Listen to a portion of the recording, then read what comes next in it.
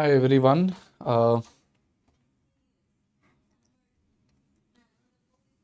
Can you please confirm if the audio and video is clear?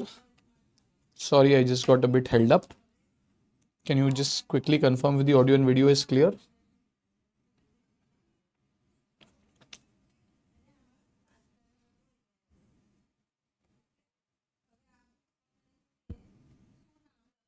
Good morning, everyone.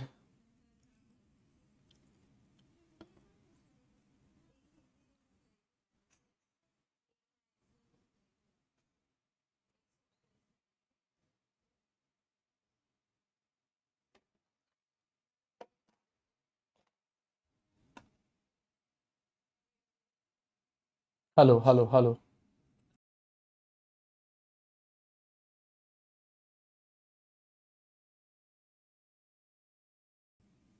Hello, hello, hello.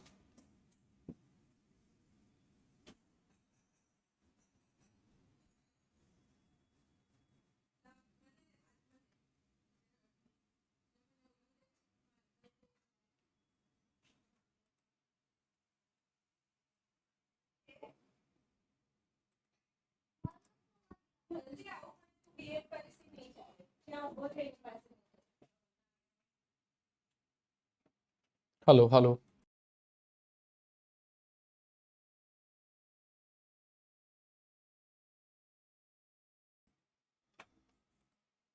Okay, so a very, very good morning to all of you and welcome to this next class for your FR, and we would be continuing with our journey with the all important Ind AS 16. In tomorrow's class, in yesterday's class, we discussed about PP, the features of PP, that is, it is tangible, it is held for use, and it has a life of more than 12 months.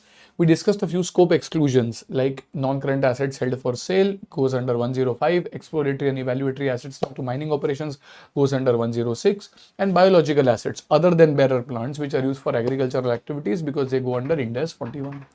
Then we went on into the section where we discussed about the initial recognition, and we said initial recognition of a PP happens at cost. Cost will include the purchase price, non-refundable, non-creditable taxes, directly attributable expenses, and that will be a part of cost. Other than that, in special cases, if there's a trade discount, you deduct it while finding the cost. Or if there's a borrowing cost, you will capitalize it, that is, you will add it if it is taking a substantial period of time to be ready for its intended use. There were certain sections which we said will never form a part of directly attributable expenses, notably that is inauguration expenses, losses or expenses after the asset is ready for use, training expenses, relocation expenses, and administrative, selling and general overheads will not be a part of the cost of the asset. In production overheads, whether it is fixed or variable, it will be taken as a part of the cost. And even if it is cash or non-cash, like depreciation on assets used for the purpose of constructing this particular asset can also be taken as a part of your cost. If there's directly attributable incomes, you will deduct it from the relevant cost item. If it is not directly attributable, the income will go to the profit and loss account. If that income is greater than the respective cost, like a sale of scrap is greater than the demolition cost, or sale of output is greater than the testing cost, that is still possible. That amount will net be shown as negative, and that will reduce your overall cost.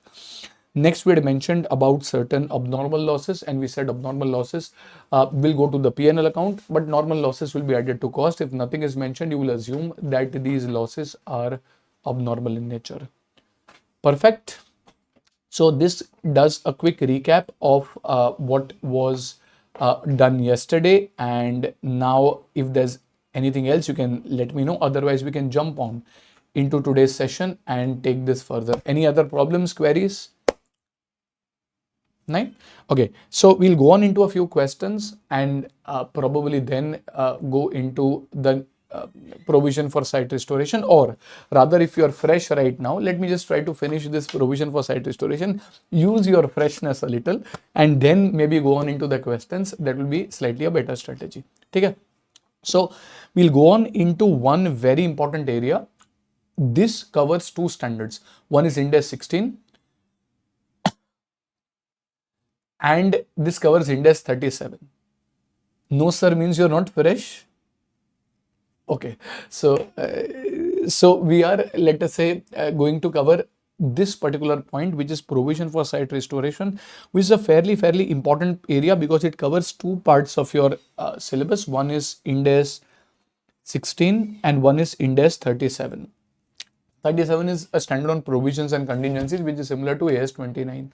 So what happens over here is when you're constructing an asset, what all will you include as a part of cost? Well, the construction cost, that is labor, material, etc., will definitely be a part of cost. So let us say you're evaluating constructing a project. What is happening? Just a second. You're evaluating constructing a project in one of the two sites. Just give me a minute, please.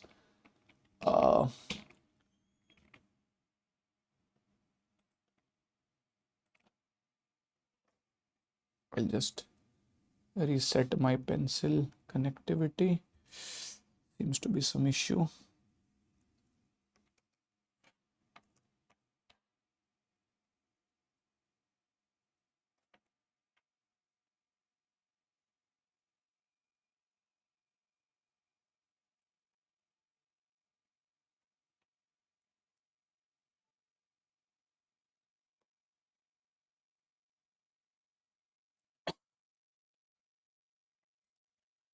Okay, so let's say we are evaluating constructing our factory in one of the two possible sites. Let's say there is a site A which is near a city, and there is a site B which is in a fairly remote locality. So the construction cost over here is around 90. If I were to construct it near, let us say, an urban locality, and the cost comes to around 150 or 100, let us say, if you were to construct in a fairly remote locality. Now, which of the two is more costly?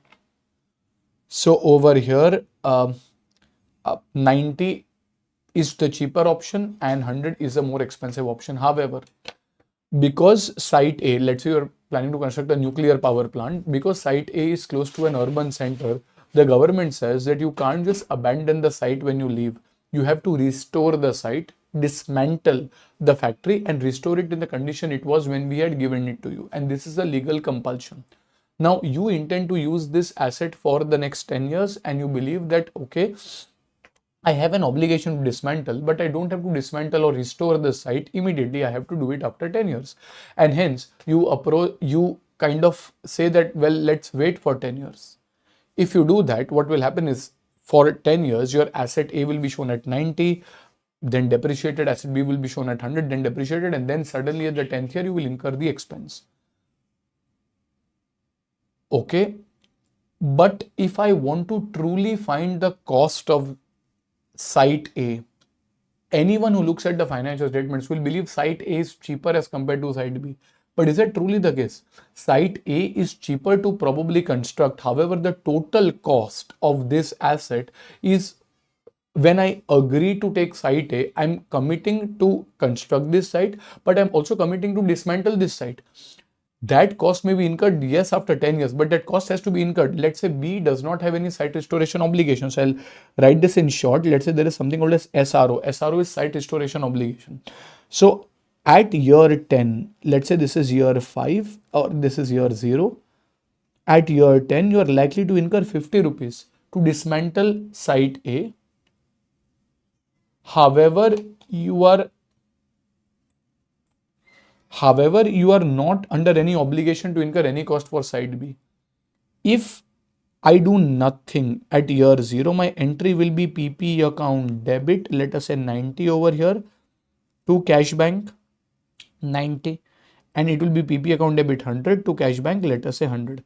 Now, if I were to compare these two sites, if I were to select constructing my asset in site B because, well, I'm okay spending the 10 more right now, but I don't have to dismantle anything. So I've taken this conscious decision. So I construct at site B. One of my competitors goes to site A. And when my readers of the financial statements look at it, they say, what are you doing? You're constructing in a remote locality, spending more money. Look at your competitor. They've constructed at 90 rupees and that too in a prime location. You are constructing something at a higher cost. But is that correct? Is site B truly more costly as compared to site A? No. And hence, what you need to consider is initially when you are committing to construct an asset, because of that construction, you are under an obligation to dismantle. Remember, the obligation may be discharged after 10 years. It is like saying that when you make a product sale, you are under an obligation to repair, like warranty. So the obligation arises the moment you sell the goods. Yes, maybe the customer will give the product back to you after a few months or weeks or years when the product develops a defect, but the obligation to repair arises the moment you make a sale. In a similar way, the obligation to dismantle arises the moment you construct. You want to use it for 10 years, but let's say some problem arises. You say that now I don't want to use it. Are you still under an obligation to dismantle it? Ji haan. The obligating event, the event that gives rise to the obligation to dismantle is the construction of the factory. And as a result, we will say that ideally we will have to create a provision for the amount that we need to spend. Now, provision is created under Ind AS 37, similar to AS 29. You will create a provision, but double entry. I would say that, okay, I am under an obligation to spend 50.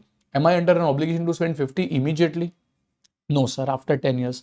So will I have to consider time value? Yes. So let's say discounting factor is given to you as 10%, which means 50 rupees spent after 10 years will be equal to how much today? So you will try to find the present value of your site restoration obligation, which will be 50 into the present value factor. If you can calculate and tell me at 10% for the 10th year, how much is that? We'll take up to 4 decimals, 1.1, 1, 2, 3, 4.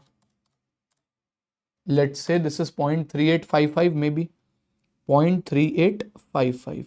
So over here, what we will do is we will have 50 into 0.3855, that is around 19.28. So we will say that, well, you know what? The moment I construct this factory at site A, I am under an obligation to dismantle. Yes, the obligation arises after 10 years, where I'm likely to spend 50 rupees, but in today's terms, that comes to around 19.28 rupees. And as a result, I will have to create a provision. So over here, I will create a provision. So this is to provision. Why? Because Ind AS 37, similar to AS 29, says that a provision has to be created the moment there is an obligation. So I will create a provision. This provision will be created for what amount? Well, 19.28. This is created because of Ind AS 37. This is on, just a second. I think the screen has frozen. So this provision will be created as per Ind AS 37. Why? Because the obligation to dismantle arises the moment you construct your factory. But what will I debit? Will I debit this as an expense in the profit and loss? Well, if you do, then your PP will be shown at 90 and your BPP will be shown at 100. Now, as a matter of fact, we said that site A is not truly costing me 90. 90 is costing me now to construct. But other than that, I have to spend 50 rupees, which in today's terms comes to 19.28. So what should we debit? No, we will not use the sum of the PVAF because the money is to be spent at the 10th year only. I don't have to spend this money in each of the years. That's right. So we will debit the PP. This will increase the cost of our PP, and even if I don't pass two separate entries, I can pass a single entry.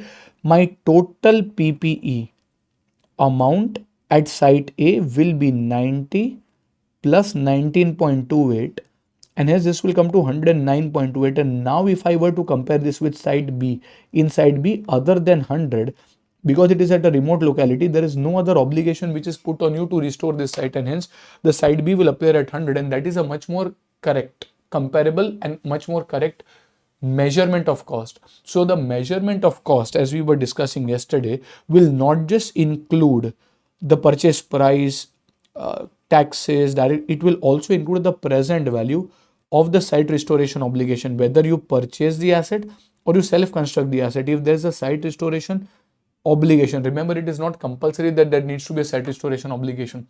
For certain sensitive plants like a nuclear power plant, or let's say if you're digging a mine, so you have dug up a mine, after you have extracted all resources, then you will just abandon. You will say, let people fall inside the mine. How do I care? The government will say, no. When I am allowing you to dig the mine, I put an obligation on you to restore the mine after your work is done. If you don't, then we can sue you, we can force you to kind of do that act. And as a result, there is a site restoration obligation. Such obligations are called as legal obligations, which means they can be enforced by law. If you don't dismantle, they can take you to court and they can make you pay either penalties or make you to do the dismantling act. So this is a legal obligation. Legal obligation is something that we have studied even under accounting standards. Now we'll study a new term which is unique to Ind AS. It is largely an Ind AS 37 item, but this is called as a constructive obligation. Now what do you mean by constructive obligation? Please pay attention before you come over here. Constructive obligation arises due to past practices, or it arises due to published policies whereby the affected parties are entitled to believe that you will incur a particular expense. Sir, we are not understanding. Let us say you have some house help and you have agreed to pay them a salary of, let's say, 10,000 rupees. Let's say you don't pay them salary. Can they sue you? Okay, they can sue us. Why? Because that's a legal obligation. We have agreed, whether in writing, in oral terms, it's a contract. And hence, if you don't pay that salary, they can sue you, and hence that's called as a legal obligation. However, let's say there is Diwali bonus. We have a past practice of paying them Diwali bonus of 1 month salary since the last 20 years that they have been working with us. We have past practice of paying them, let us say, a Diwali bonus. Now, if we don't pay them Diwali bonus in this year, can they sue us? No. So that is not a legal obligation. However, we intend to pay them Diwali bonus. However, let's say hypothetically, I know Diwali is not in March, but let us say hypothetically this year Diwali comes in March. ऐसा कभी होगा नहीं. But let us say Diwali comes around March. You want to pay the Diwali bonus, but let's say you are traveling, your house help is also traveling, and hence you have not paid any Diwali bonus, and 31st March comes.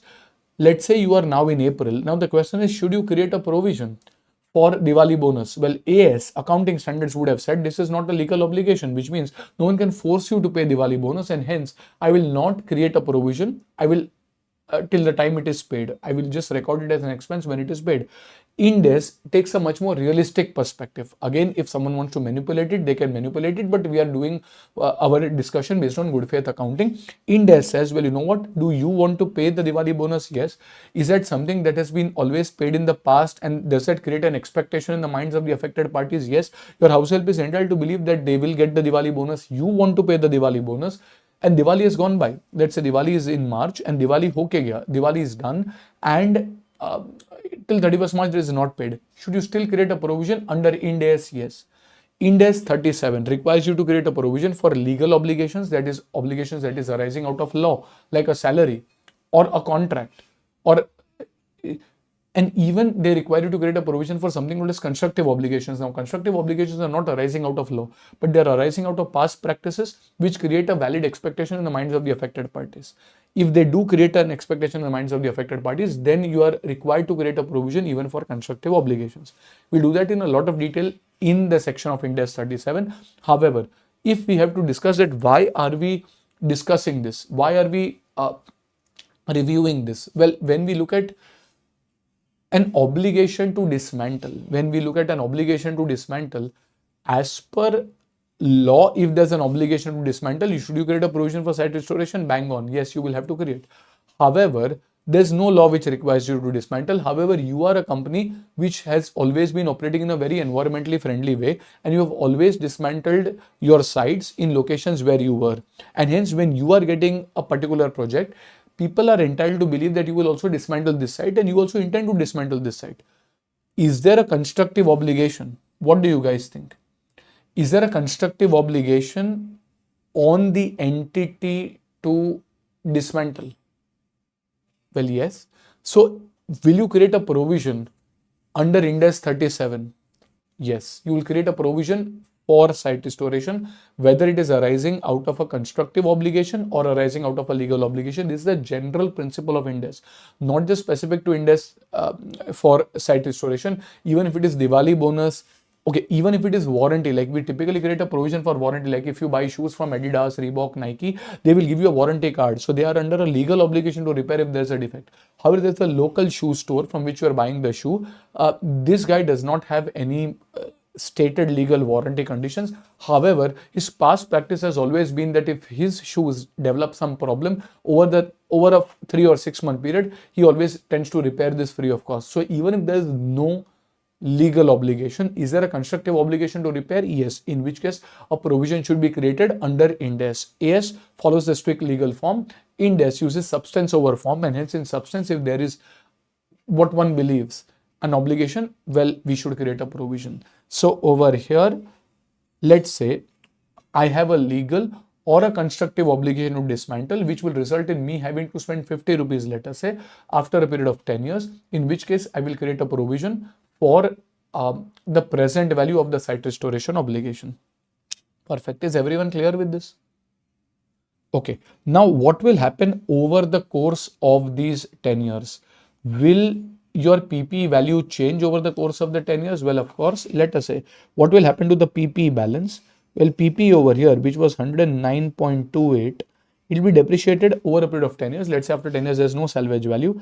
And hence that is 10.928 of depreciation in year 1, 2, 3, let's say as per SLM. Over 10 years, you'll keep on depreciating it by this amount. And after 10 years, what do you guys think? Your PP will become what? Sir, it will become 0. So every year entry will be depreciation account debit, let us say to PP, and after 10 years, your PP will become 0. How is discount factor selected? It is like your cost of capital. Typically, that is if that 50 rupees is not spent now, it is spent after 10 years, then what is your cost of capital, which is usually going to be the discount factor. From an exam perspective, it will be given to you. But otherwise, it is your usually cost of capital. What you can do with the funds is your discount factor. Okay, next, your PP is very logical. It will go down to a 0 balance. But what about provision? Your provision is 19.28. I'll give you 3 choices. You'll have to answer what needs to be done. Over 10 years, option 1, will it remain at 19.28? Option 2, will it go down to a 0 balance? Like PP went down to a 0 balance. Option 3, it will go up to, let us say, 50 rupees. What do you guys think? What will happen to this provision? Will you keep it constant at 19.28 only? Well, no. Because if I keep it at 19.28 only, I do nothing. Then after 10 years, I know I have to spend 50 rupees. Then my entry will be provision account debit 19.28 to bank 50. When I know I have to spend 50, why will I keep it constant at 19.28? So no, it will not remain at 19.28. Secondly, will you take it down to a 0 balance? Answer is no. Sir, but PP is depreciated down to a 0 balance. That is PP, which will have 0 value after 10 years. This is not PP, this is a provision. This provision will not be worth 0 after 10 years. In fact, it will be worth 50 rupees after 10 years. That is right. And as a result, I will have to make certain changes. I will have to make certain changes to this provision. Like in year 1, I would say that if I look at the provision, let's say if I look at the provision for site restoration, and let's say I'm at year 1, the opening balance of the provision will be 19.28. At year 10, I believe that the closing balance should slowly go to what value? Tell me. Slowly, the closing balance should go to what value? As you guys rightly said, it should go up to a 50 balance, because ultimately I know I have to pay 50. So slowly I'll take the provision up to 50 rupees. Now the problem is, how will I do the journey from 19.28 to 50? Well, I know I have to spend 50. I discounted the 50 amount by a 10% rate to bring it down to 19.28. Now slowly, as each year passes, this 50, which was kind of tightly bundled and said in present value that is only 19 rupees. Slowly as each year passes, you will come closer and closer to 50. That is, you will unwind. That 19 will slowly unwind to reach up to 50. So you will record an unwinding cost. Sir, how do I calculate the unwinding cost? Well, discounting takes you, listen to this carefully, discounting takes you from the future value to the present value. but compounding takes you from the present value to the future value. Do you understand what I say? Discounting takes you from the future value to the present value, but compounding takes you from the present value, that is 19.28 at year 0 to some value at year 1. So I will say 19.28 into 10%. In compounding, I will multiply by 10%. In discounting, I would have divided. And as a result, over here, this will come to what? 1.93 approximately. Okay. So in the first year, listen to this very carefully. Logic we want to understand, then we'll have a process. In the first year, my provision should ideally change by 1.93. Why? Because, well, earlier I had discounted by 10%. Now as each year passes, I will compound by 10%. So my provision will change by 1.93. Now you guys have to tell me, will I add or will I subtract? Will I add 1.93 or will I deduct 1.93? No, sir. This is going to, I want to go from 19 to 20 to 25 to 28 to 30 to 50. So I will have to add. Okay. So if I have to add, what will I do with the provision? Sir, I will credit the provision. So provision is credited by 1.93. Something has to be debited. We will see what needs to be debited, but provision will be credited, which means your closing provision will be 19.28 plus 1.93. This is 21.21. Okay, if I go to the second year, this is 21.21. Again, I will do 21.21 into 10%. This will come to 2.12. So this is 2.12 and hence this is 23.33 and so on. We can do it for each of these years. Now the thing is, what does this number indicate? Is there another way in which I can reconcile this 21.21 and 23.33? Well, at the end of year 1, please listen to this very carefully. You are now at the end of year 1. How much money do you still expect to spend? Sir, I expect to spend 50 rupees. But this 50 rupees you now expect to spend after how many years? Please tell me. This 50 rupees you now expect to spend after how many years? Well, 10%, but after 9 years. Sir, why 1 year has gone by? If at the end of the year, someone tells me that you have to dismantle, you have to spend 50 rupees. When do I have to spend 50? Well, I'll say 9 years from today. 1 year has already gone by. 9 years are remaining. And hence, if I take the 9th year's discount factor, 1 divided by 1.1, this is 0.424 approximately, 0.4241 approximately. And if I multiply 15 to 0.4241, there you go. You get exactly 21.21. In a similar fashion, if I'm at the end of year 2, if someone tells me, oh, you have an obligation to dismantle, we say yes. How much do you expect to spend? We say we'll expect to spend 50. But this 50 you expect to spend after how many years? Can you tell me after how many years? 10% after 8 years. And this will come to probably 0.4665. So if you multiply 15 to 0.4665, it will reconcile to 23.33. So basically you are showing the provision in the balance sheet at the most logical base. You are saying that the provision represents 50 to be spent after 8 years, which is 23.33 in, let us say, the balance sheet value terms. Is everyone clear with this? Okay. So if I keep on doing this, not 23.33, this is 2.33 comes to what? 25.66. Then this is 2.57,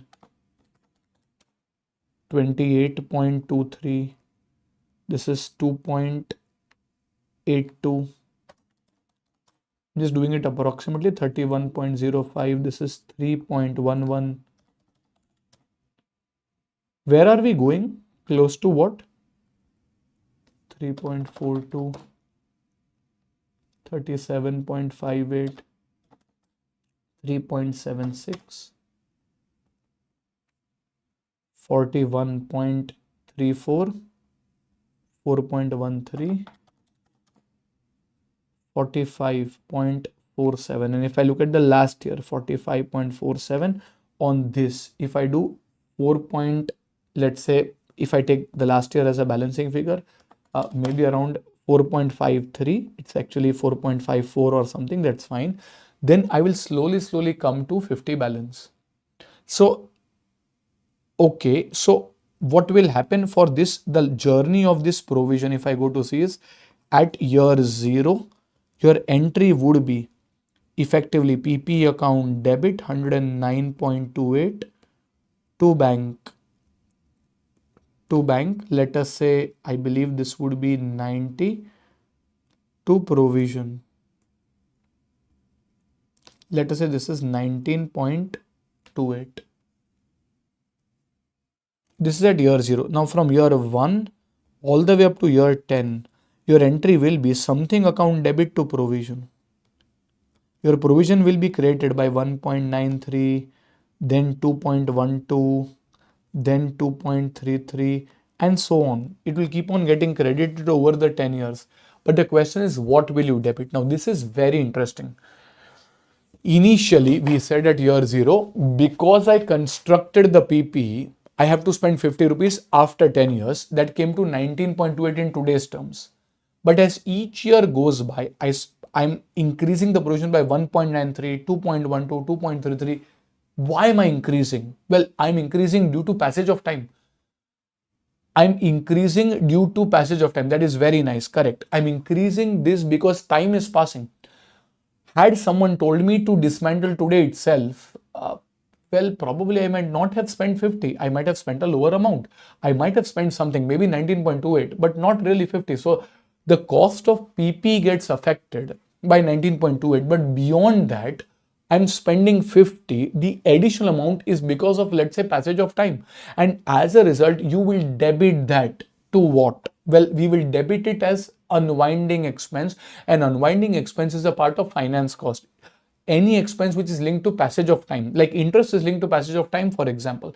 So where does interest go? Within finance cost. In a similar way, this is not exactly like interest, but it is like, for example, if there was a zero coupon bond which was going to give you 50 rupees, for which you invested 19.28 today, over the 10 years, as time passes, you are going to get, instead of 19, you're going to get more and more and more till the time it touches 50. And as a result, this is an unwinding cost. Something which was worth 50, you tied it and got it down to 19. Slowly, that 19 is approaching towards 50, because as each year passes, it comes closer and closer to the 50 balance. And that is called as unwinding cost, which will be taken as a part of the larger finance cost heading. Is everyone clear with this? Are we able to comprehend this?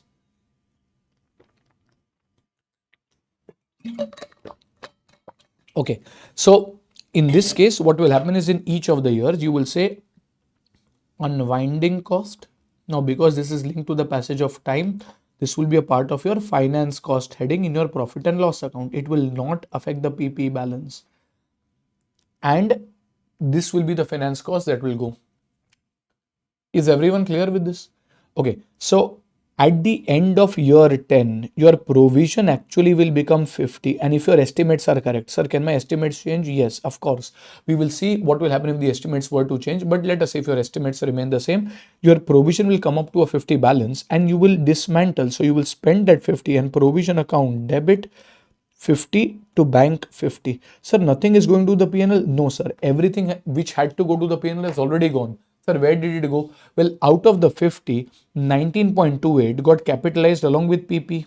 Now, because it got capitalized along with PP, your PP balance increased, and so did your depreciation. Ideally, your depreciation would have been 90 divided by 10, that is equal to 9 rupees. However, your depreciation became 10.928. So every year there was a slightly higher amount going to the PNL because of this provision for site restoration being capitalized along with PP.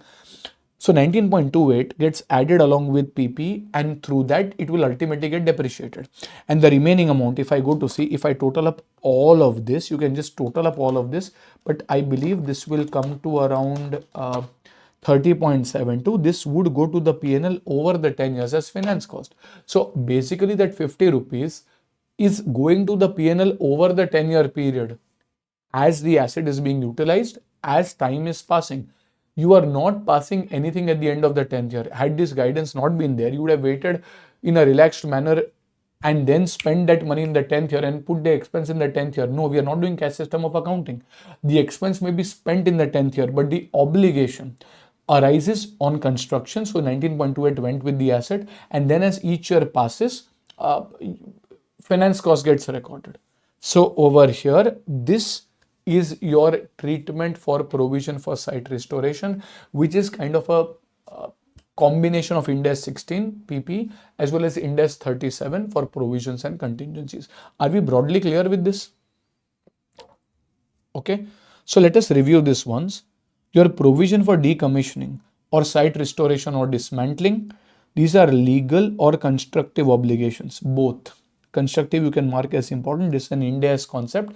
Across the syllabus, you will come across this at multiple places. These are legal or constructive obligations to restore the site back to its original condition at the end of the project life.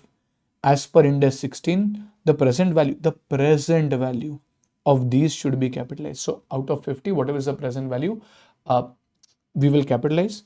So it's a similar example, 90 here you have 40, we had taken an example of 50, discount factor is 10%, life is 10 years, and you will say PP account debit to bank to provision for site restoration. Year 1 you will charge a depreciation and you will also have finance cost. This will be due to unwinding of discount in each of the years. Is everyone clear with this?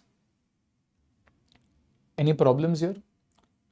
Okay, so with this background, you can try a few problems and okay, just one more thing. Okay, I think you should be clear, but it's an interesting area, so might as well discuss this. A student generally tends to always assume that okay, site restoration means you add the present value to PP, which is generally correct. But I just want to draw your attention to a special case. Now, let us say you are digging an oil well.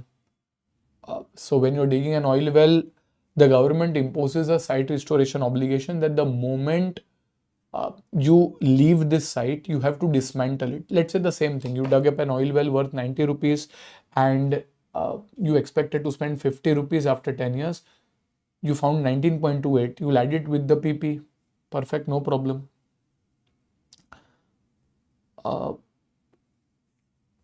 What if your obligation, there's an additional obligation. Let's say this is one of these obligations. There's an additional obligation where they tell you that as you listen to this very carefully, as you extract oil, there will be some damages done at the process of extraction. So when you dug up an oil well, you spent 90 rupees to dig this oil well, which went into the PP. You're expecting to spend 50 after year 10 for restoring this oil well. So the present value of this, that is 19.28, will also be capitalized along with the PP because the obligating event is the construction of the oil well. However, let's say as you extract oil, this surrounding area also gets affected. This gets affected due to extraction. Now, as you extract oil, the more and more you extract, the more and more the area gets affected. So you expect that for each year of extraction, you will have to incur a cleanup. For each year of extraction, you will have to incur a cleanup cost of, I don't know, 5 rupees per annum. This will be incurred at the end of the project life. So you guys tell me, let's say we will construct the PP. So at that point, PP will be debited to bank. I will spend 90 rupees. I will create a provision. In this provision, let me use some other number, 5, it will be common. So let's say you have to spend 4 rupees per annum for cleanup cost for every year of extraction that you have actually done. Now at year 0, the moment you construct, will you create a provision for the present value of 50? Yes or no? Yes. You expect to extract for 10 years. So 4 into 10, that is equal to 40 rupees. For this 40 also, think and tell me, don't be impulsive. For this 40 also, yes, you do present value discounting, whatever is required, but whatever that, but for this 40 also, should you create a provision initially at year 0? The moment you construct the oil well, should you create a provision? Well, the answer is no. Why? Because the obligating event for this cleanup cost is not the construction of the oil well, but it is the extraction of oil. So it is very much possible that you construct the oil well and later, for whatever reasons, you don't extract any oil. If you don't extract any oil, there's no obligation to clean up. But the moment you construct the oil well, there is an obligation to dismantle and restore the site. And as a result, for that 50, you will have to create a provision. But for this 4 into 10, that is equal to 40, you don't have to create a provision at year 0, notably because the obligating event is not construction of the oil well, it is extraction of oil, and at year 0, oil has not been extracted. So I think most of you have answered no, and I guess you are able to correlate that. So that means I will wait for 10 years, and at the end of the 10th year, when I have to do cleanup, will I record that cost? Then, well, no. At year 1, let us say as a matter of fact, you have extracted oil. And for oil extraction, you have spent, I don't know, you have spent 100 rupees. And this oil will become your inventory. So you have dug up oil worth 100 rupees and you are believing that the cost of this oil is 100 rupees. At this point, will there be any obligation that is created? Yes.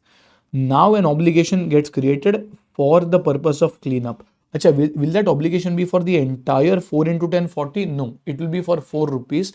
And this 4 you will have to spend after how many years? Well, 10%. Well, you are at the end of the first year, which means, well, you have done the first year's extraction, which means there are 9 more years remaining. And hence, when you are creating a provision at the end of the first year, well, you will create a present value considering these 9 years. And hence, this is probably 0.4241. And 4 into 0.4241 will be, let us say, I don't know, 1.70. So let's say this is 1.7. You will create a provision for cleanup cost. You credit the provision because an obligation of 4 to clean up arises. You might not have to clean up now, but you'll clean up after 9 years. So you'll create a provision, let us say at 1.7. What will you debit? Will you debit the PP? No, then what will you debit? Well, this increases the cost of my inventory. I am believing that my inventory digging up costed me 100 rupees. That is the cost of my inventory. Like I was believing that the cost to construct my PP was 90 rupees only. No, that 90 rupees is just the apparent cost right now that you're incurring. But because of this 90, you also have to spend another 50 after 10 years, which is worth 19.28. In a similar way, your cost of inventory under Ind AS 2, which is the inventory standard, is 100 rupees. However, 100 ke upar 100 is the cost that you are incurring for extracting this oil. But other than that, because of this, you also have to spend 4 rupees, which is, let's say, after 9 years, which is worth 1.7.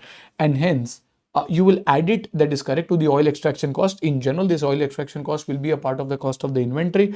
So over here, this will be added along with inventory.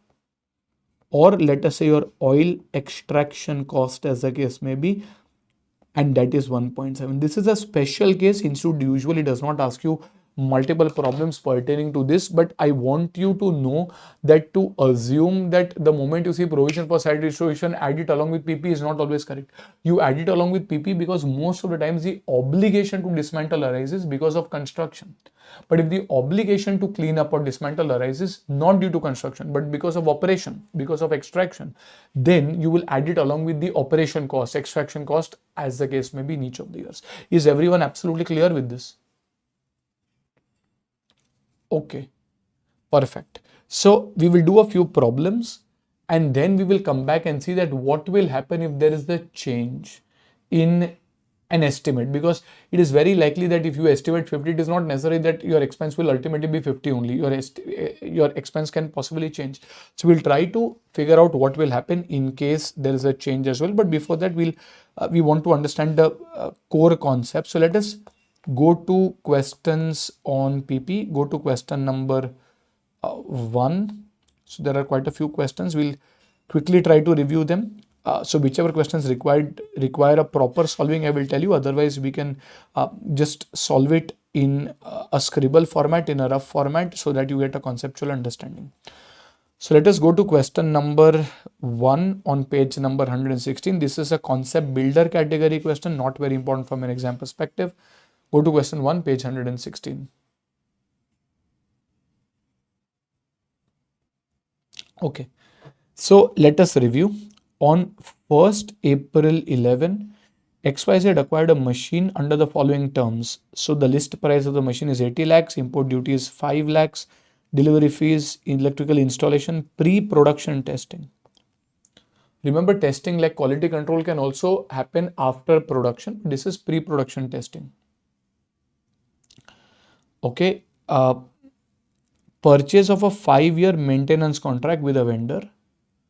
In addition to the above, XYZ was granted a trade discount of 10% of the initial list price of the asset and a settlement discount of 5% if the payment for the machine was received within 1 month of the purchase. So there is a trade discount of 10% and there's a cash discount, settlement discount. Okay, you can give the name as settlement discount or any discount. You need to remember that any discount which is linked to early payment is called as cash discount. So this settlement discount is linked to early payment. XYZ paid for the plant on 20th of April 2011. At what cost will the asset be recognized? Okay, let us first review. List price. Will that be a part of the cost? Yes. But from this list price, will you deduct the trade discount of 10%? Yes. And hence 72 lakhs. Okay, there is also a settlement discount if you pay within a month, and it seems that you have paid on 20th of April, so you have paid within a month. So will you be entitled to a settlement discount as well? Yes. However, will the settlement discount reduce the cost of the asset? No. That will go to the profit and loss account. So maybe 72 lakhs into 5%. That is what you had to pay. 72 lakhs into 5%, that is 3 lakh 60 will go to the profit and loss account. It will not reduce the cost of the asset. Is everyone clear with this? Okay. Import duty. Well, if nothing is given, we will assume that this is non-creditable. Remember, Institute assumes that GST is creditable. Every other tax, whether it's stamp duty, import duty, is not creditable. Now, you are not solving an IDT paper. So here we can safely make that assumption. Okay, delivery fees. Well, they are directly attributable and hence they will be added. What about electrical installation cost? Well, it is linked to installation. They are directly attributable. Again, they will be added. Now there's pre-production testing. If the testing is pre-production, that is done in order to ensure that the asset is ready for use, and hence this will be added. But if the same question told you that this is post-production testing for the purpose of ensuring quality control during production, this is an expense after the asset is ready for use, will go to the profit and loss account. Now what about the 5-year maintenance contract? You have paid it initially. But is that an initial expense which is incurred to get the asset in the ready to use condition? No, this is a subsequent expense.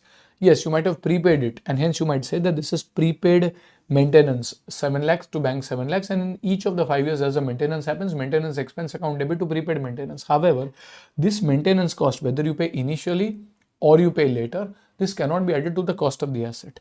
And as a result, if I were to take the total, I will have 72 and 5, and so this comes to around 92 lakhs. So the asset will initially be recorded at 92 lakhs. Is everyone clear with this?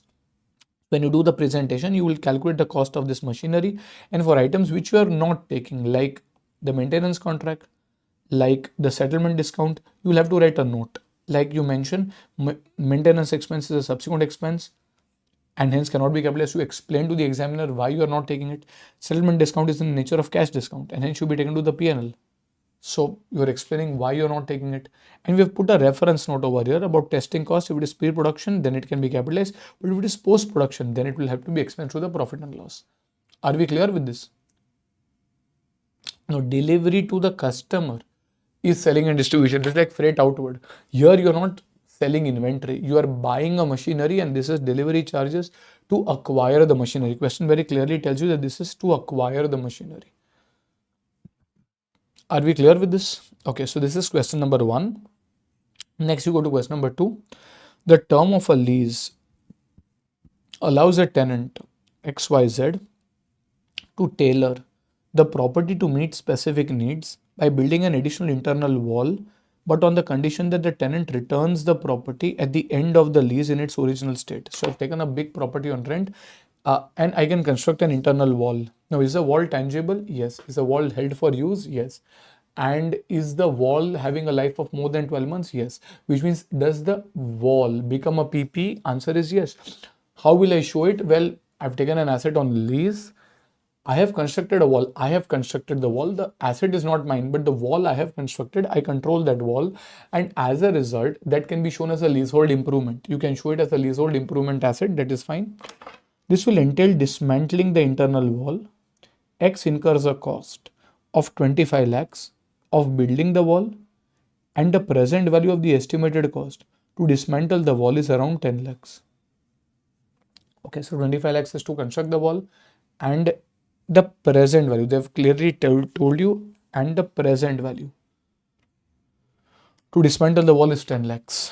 At what value should the leasehold improvements be capitalized in the books of XYZ? Well, 25 lakhs is construction cost, you will definitely add. Will I add the present value of site restoration? Yes, 10 lakhs. Ideally, I will have to do the discounting, but this is given to me in present value terms, and hence I will directly add 10, and hence this will come to 35. So leasehold improvements will be shown at 35 lakhs. Is this clear? Okay, question 3 we will do in some time. Next, you go to question number 4. This is entirely a question on site restoration obligation. Okay, so let us review this. It came even in a recent RTP as well. On 1st October 2017, A completed the construction of a power generating facility. Again, on 1st of October 17, A completed the construction of a power generating facility. The total construction cost was 2 crores. This is the cost to construct the facility, 2 crores. The facility was capable of being used from 1st October 17, but A did not bring the facility to use until 1st January 18 now. This is something that we will discuss in some time along with depreciation, but probably you would be aware of this. When do you start depreciating the asset?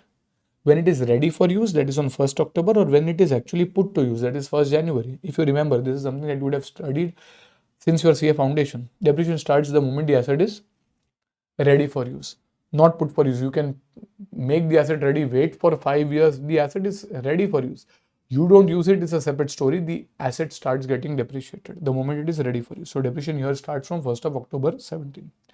The estimated life of the facility on 1st of October was 40 years. So your depreciation will start the moment it is ready for use.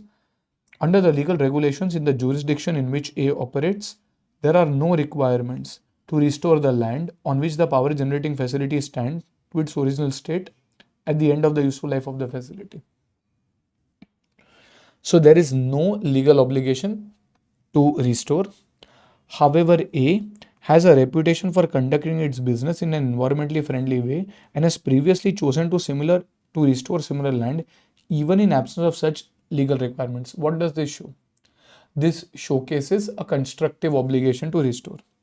The directors of A estimate that the cost of restoring the land in 40 years' time based on prices prevailing at that time would be 1 crore. So this is based on prices which are prevailing at that time, will be 1 crore. A relevant annual discount rate to use in any discounting calculations is 5%. Okay, when the annual discount rate is 5%, the present value of 1 rupee receivable in 40 years' time is approximately 0.142. So they have given you the present value factor. Analyze and present how the above events would be reported in the financial statements of A for the year ended 31st March 18 as per Ind AS. So you have constructed the facility. If you want, you can just glance through it once. But you have constructed the facility on 1st October 17. They are asking you to show the impact in the financial statements, not just the balance sheet, not just the profit and loss, financial statements in general as on 31st March 18. So what will we have to do? We will have to first figure out at what value the asset will be shown, provision, and then subsequently the change, if any, in the asset value and the provision value as a case may be. So over here, if I were to calculate the PPE value on 1st October 17, what all will be a part of my PPE value? Question number 4. This is your PP. It will be a part of your non-current assets in your balance sheet. On 1st of October 17, your construction cost will be around 2 crores. This is construction cost, PP account debit to bank. But there will also be a provision. Acha, do I create a provision for even constructive obligations? Yes. So plus there will be a provision for site restoration. What is the amount? Well, this is 1 crore, but 1 crore is to be spent after 40 years. In present value terms, they have given this value at 0.142. In today's terms, 1 rupee after 40 years is equal to 0.142 in today's terms. So this is 14 lakh 20,000, I believe. Is that correct? Yes. 14 lakh 20. And hence on 1st October 17, your initial cost will be 2 crore 14 lakh 20. Now corresponding to this, there will also be a provision which will be a part of your non-current liabilities in your balance sheet. Now on 1st October 17, your provision initially will be at 14 lakh 20,000. Now is the question asking you to show what the asset will be shown or what the provision will be shown on 1st October? No, they're asking you to show the impact on 31st March 18. They can also ask you to show the impact on 31st March 19. So over here, there'll be depreciation. Achha, depreciation will be for how many months? Well, this will be 2 crore 14 lakh 20,000 over a period of 40 years. However, in this year, only 6 months have gone by. Again, you depreciate the moment the asset is ready for you. So this is 2 crore 1420 divided by 40 and 267. 750. This will go into your profit and loss account as depreciation and amortization. And if I calculate on 31st March 18, we call this as carrying value. Ledger balance is called as carrying value. This is 2 crore 11 lakh 52,250. So in your balance sheet, I will show a non-current asset in the form of PP at 2 crore 15 lakh 2 crore 11 lakh 52,250. Now, what do you guys think? Will there be any change in the provision? Well, yes, there would be unwinding.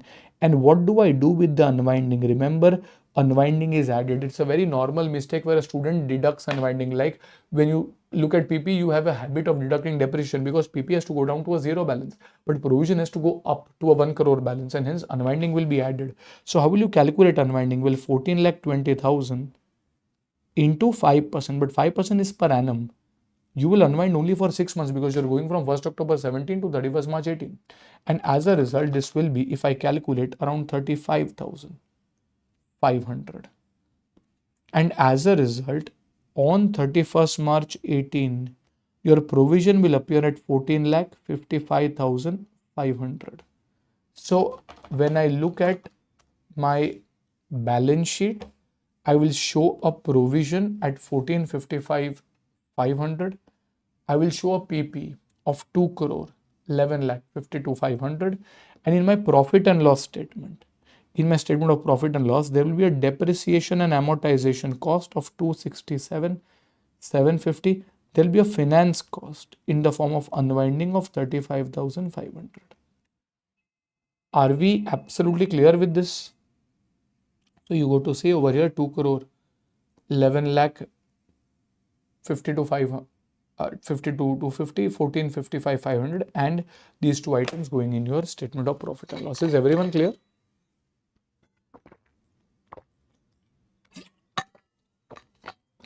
Okay. Now again, question 5 looks at certain changes in estimate of site restoration. We'll do that in some time. We'll go to question number 9. It's a fairly basic question, and we'll just cover that once. Question number 9 on page number 122. A plot of land is for development of office buildings. Development of land was scheduled into 6 phases. The land scheduled for development in phase 5 and 6 was leased to another entity on a short-term basis as a parking lot for heavy vehicles. What is the treatment of the rental income from the car parking lot? So over here, you are earning income. You have purchased a plot of land. You are constructing office buildings over there, but you are constructing them in phases. The land in the last two phases is currently not being used, and hence you have given it on rent as a car parking lot, and you're earning some income. What do I do with that income? Option 1, deduct from the cost of the land. Option 2, take it to the P&L account.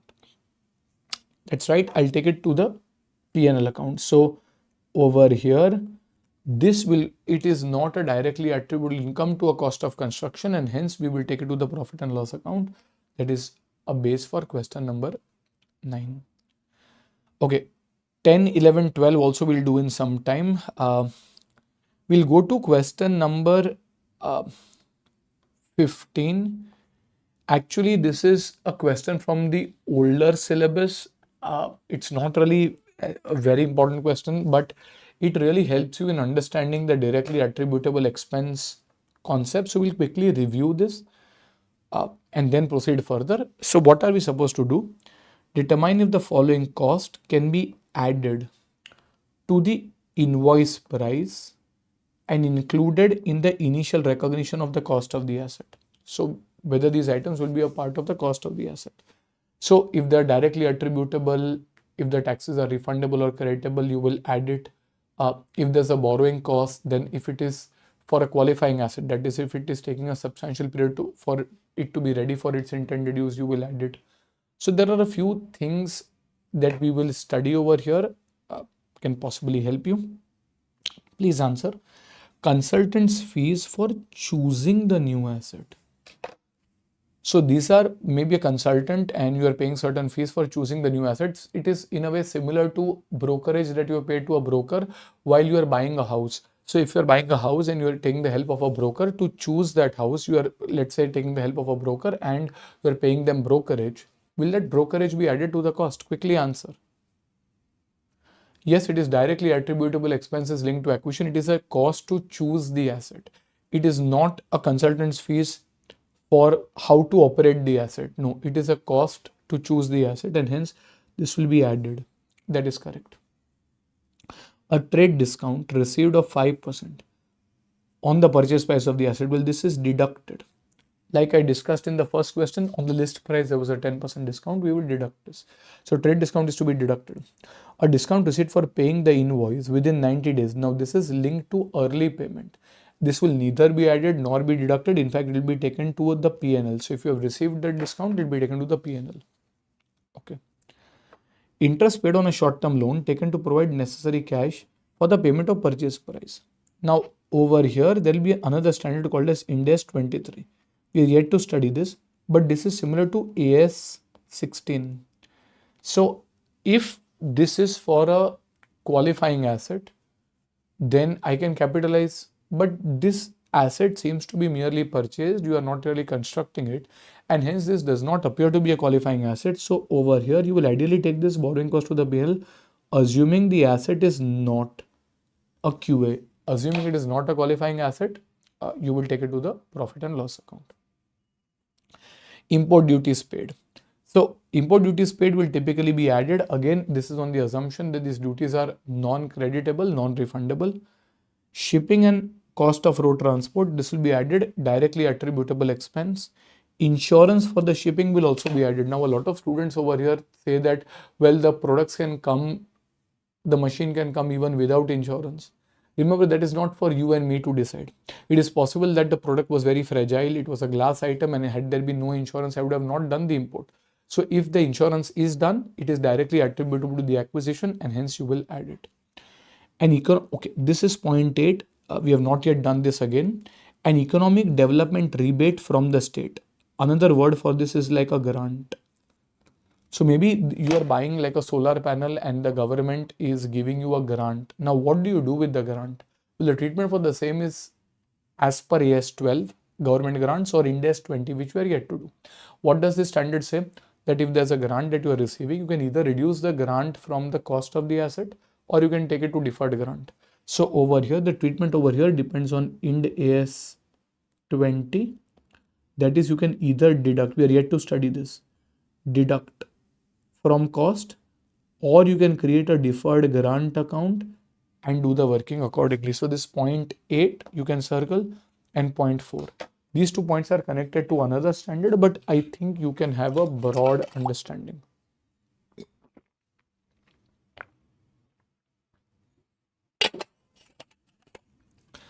Okay, let us proceed further. GST paid on purchase.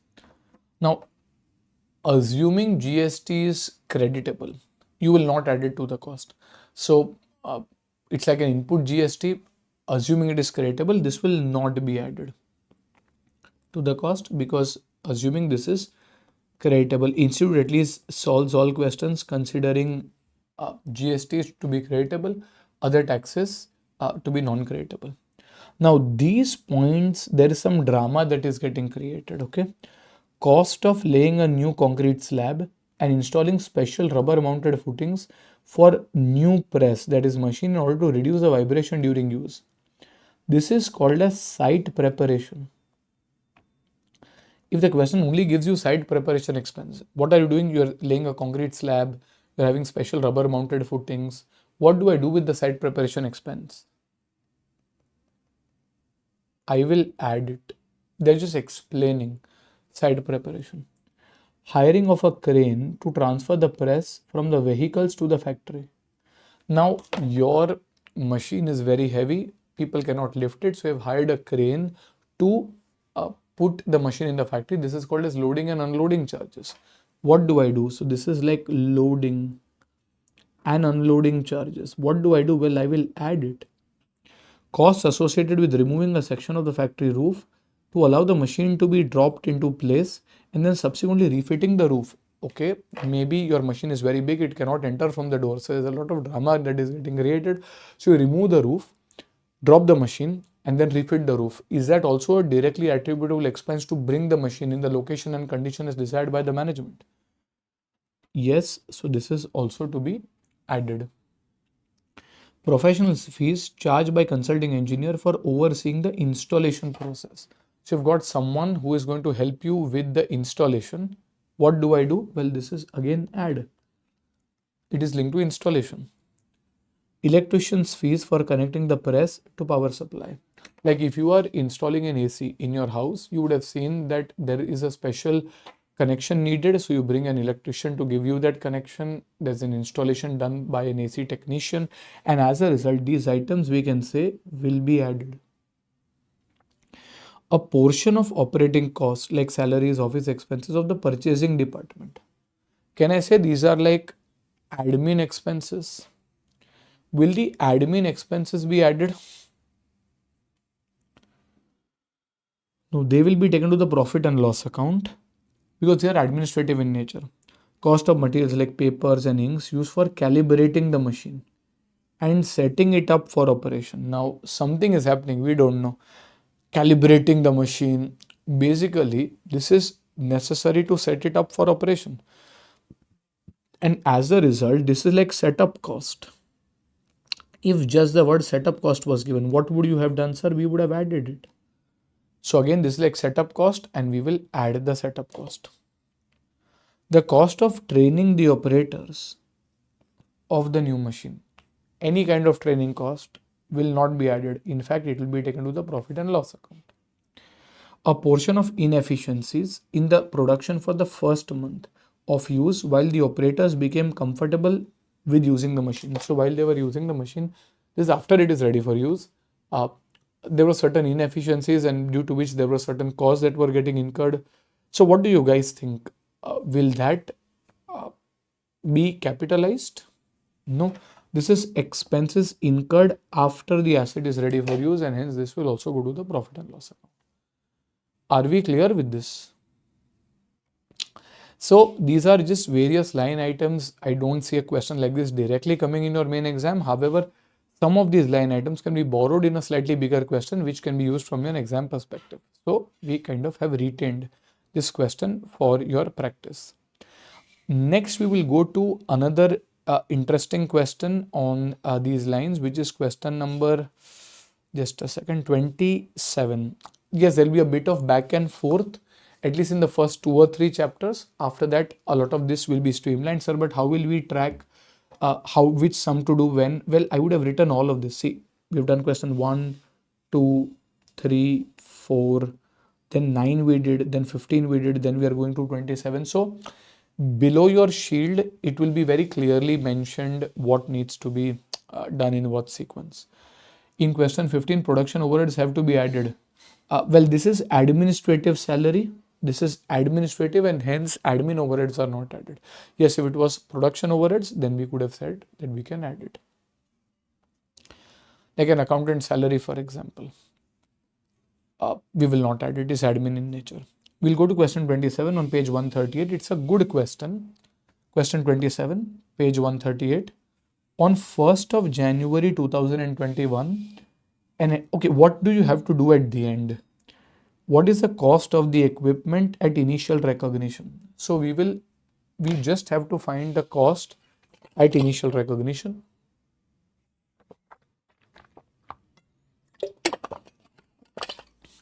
Okay. On 1st of January 2021, an entity purchased an item of equipment for 6 lakhs, including 50,000 of refundable purchase taxes. What do you guys think? This is including refundable purchase taxes. So will the entire 6 lakhs be a part of cost? No. It is 5,50,000 only. The entire 6 lakhs cannot be a part of cost. We have not done 3. Yes, we are going to do. Don't worry. We have good auditors in place. The purchase price was funded by raising a loan of 6,05,000.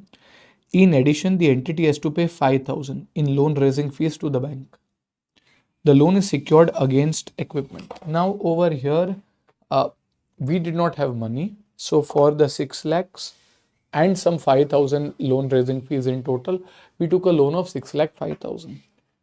Well, that is a borrowing, and the entity has to pay 5,000 in loan raising fees to the bank. The loan is secured against equipment. Now, what do you do with the interest on this loan? And what do you do with the loan raising fees?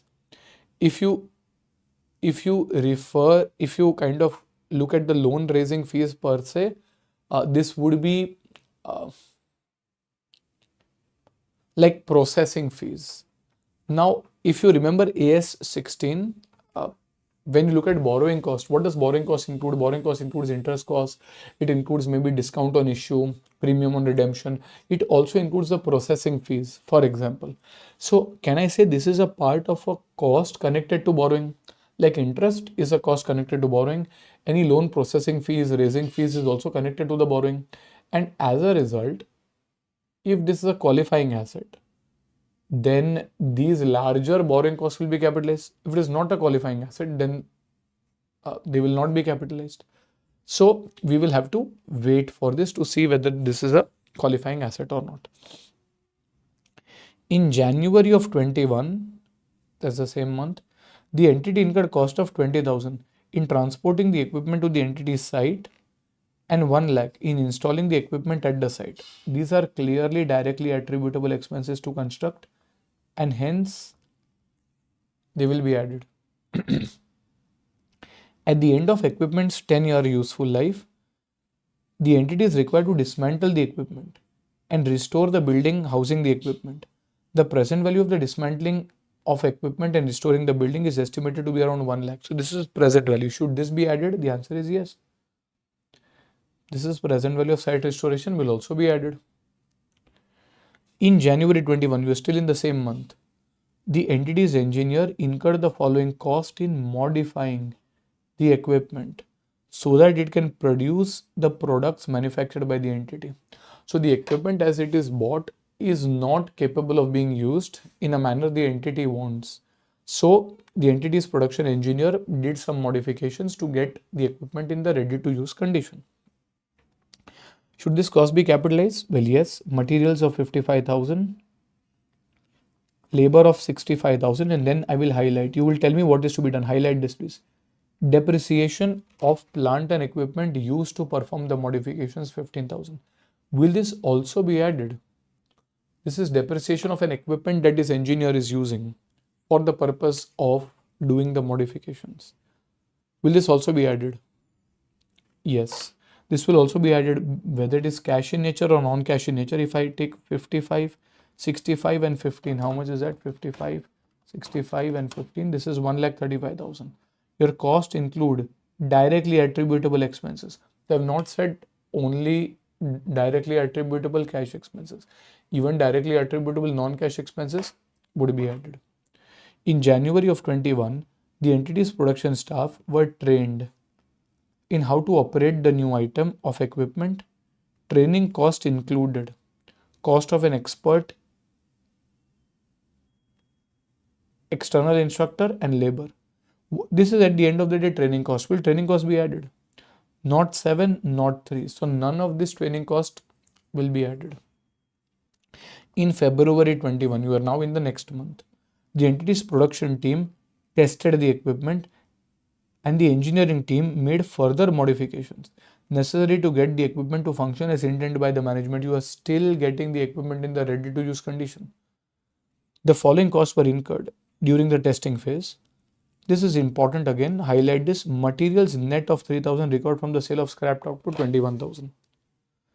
So as a concept, you will add these costs, but you have been told that these are materials net of 3,000 recovered from the sale of scrapped output 21,000. So maybe there is total 24,000 of materials that you spent, out of which you recovered back 3,000 on the sale of scrapped output, and the net amount is 21,000. What do you guys think? Will you add 24? Will you add 21 or some other number?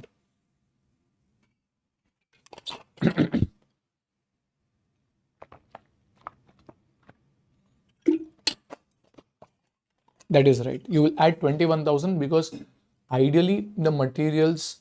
So some student says, I'll do 21 minus 3, that is 18. Not needed because 21 is already net of the 3,000. And as a result, we will add the entire 21,000. That is correct. Labor is 16,000. So I will add that as well. So I will have 21 and 16. This comes to 37,000. So I will add this as 37,000. The equipment was ready for use on 1st of March 2021. However, because of the low initial order levels, the entity incurred a loss of 23,000 on operating the equipment during March. Okay, so what does this sentence show? You don't need to highlight this, but equipment was ready for use on 1st March, which means, is it a qualifying asset? No, sir, I bought this on 1st of January and in 2 months it got ready for use. So it is not a qualifying asset. So the interest on the loan processing fees, they will not be added into the cost. However, because of the low initial order levels, the entity incurred a loss of 23,000 on operating the equipment during March. Oh, this is on operation. Will you capitalize it? No, sir. This will not be added. This is losses or expenses after the asset is ready for use. Thereafter, the equipment operated profitably. What is the cost of the equipment on initial recognition? So if I take all of these numbers, this is what 5,50,000 and 135, 37, I think 9,42,000 will be your total cost of the equipment. So the question is not further asking you about any depreciation or anything further.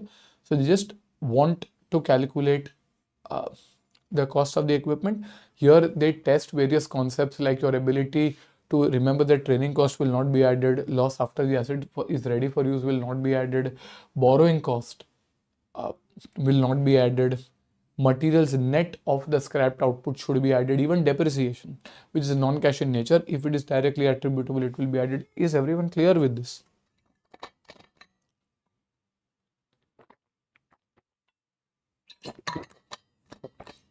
Okay. So this takes care of question number 27. Next, you will go to question number 29. It is like a theory question, but I think you should be able to answer this now. Question 29 on page number 140. Company A incurred 20,000 as cost for restoring the site on which item of PPE was located. The item was used for manufacturing of goods, and the requirement for restoring will arise due to manufacturing of goods. So highlight this. So Acha, just one more thing. When you had highlighted these 2 points in the question, the impact for the same. In the solution, you will highlight like depreciation of plant and equipment and materials which are net. are to be taken. So when you are revising this question, you can probably look at these 2 points where mainly I see students make a mistake. If you yourself find some other interesting area, you can also highlight that. So do they usually give PV? It depends. Sometimes they give the PV directly, like in this question. Sometimes they will give you, like one in the last question, question 4, you had 1 crore and 0.142. You have to read the question properly.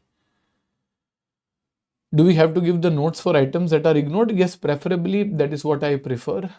Notes to be given. If you give that, it is always advisable.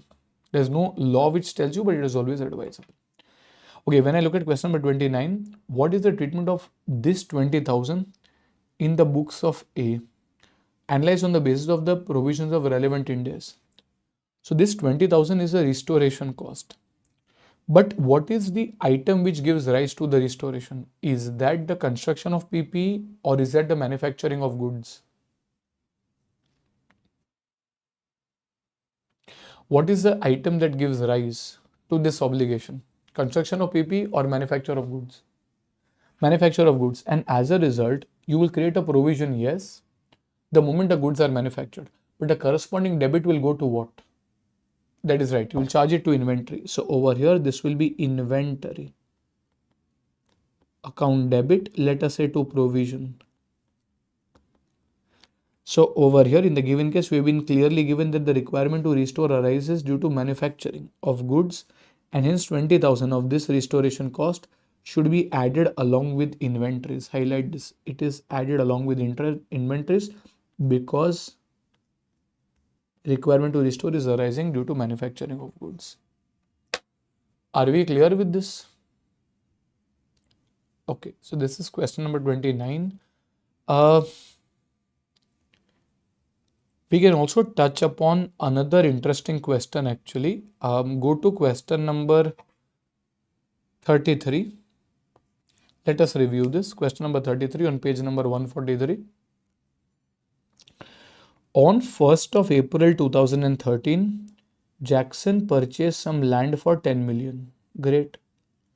Jackson purchased the land in order to build a plant for manufacturing generator parts. Okay, so on that we are going to build a plant.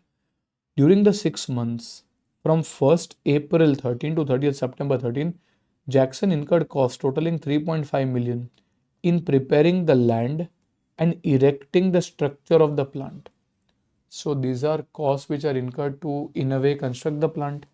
The process caused some damage to the land, making it suitable for setting up the plant. So this work created certain, let's say, problems in the land. Jackson began operations on 1st October 13, and directors estimated that the plant site would have a useful life of around 10 years from that date. Jackson is legally obliged to rectify the damage caused due to the land for setting up the plant. So there's a legal obligation to restore.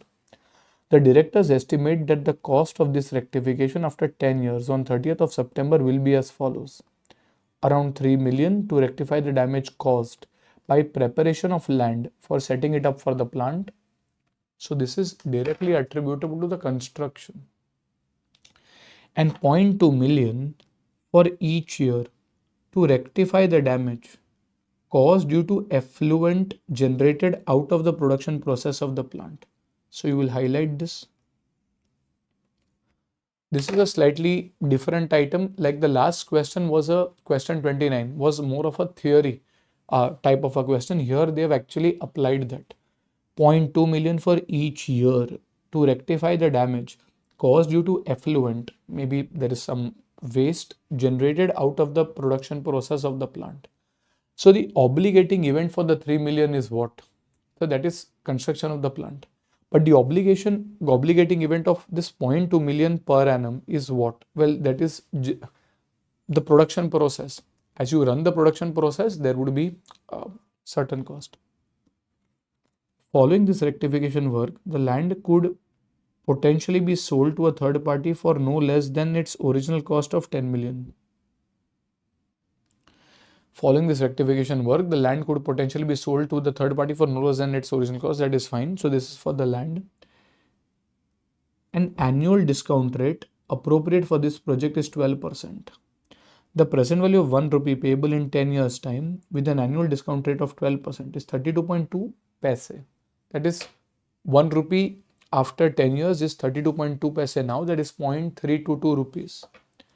The present value of 1 rupee payable in 9.5 years time with an annual discount rate of 12% is 34.1 paise. So that is 0.341.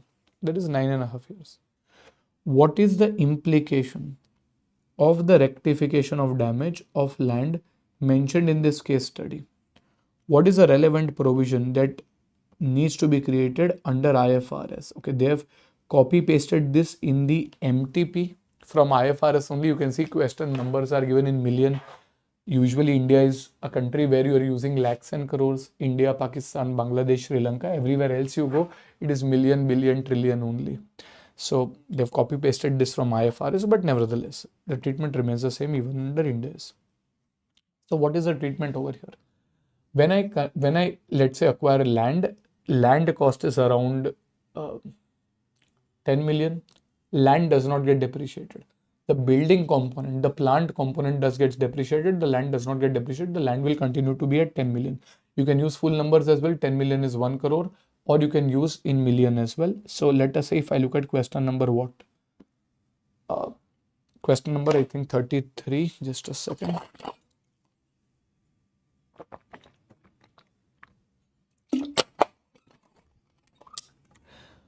So when I look at question number 33,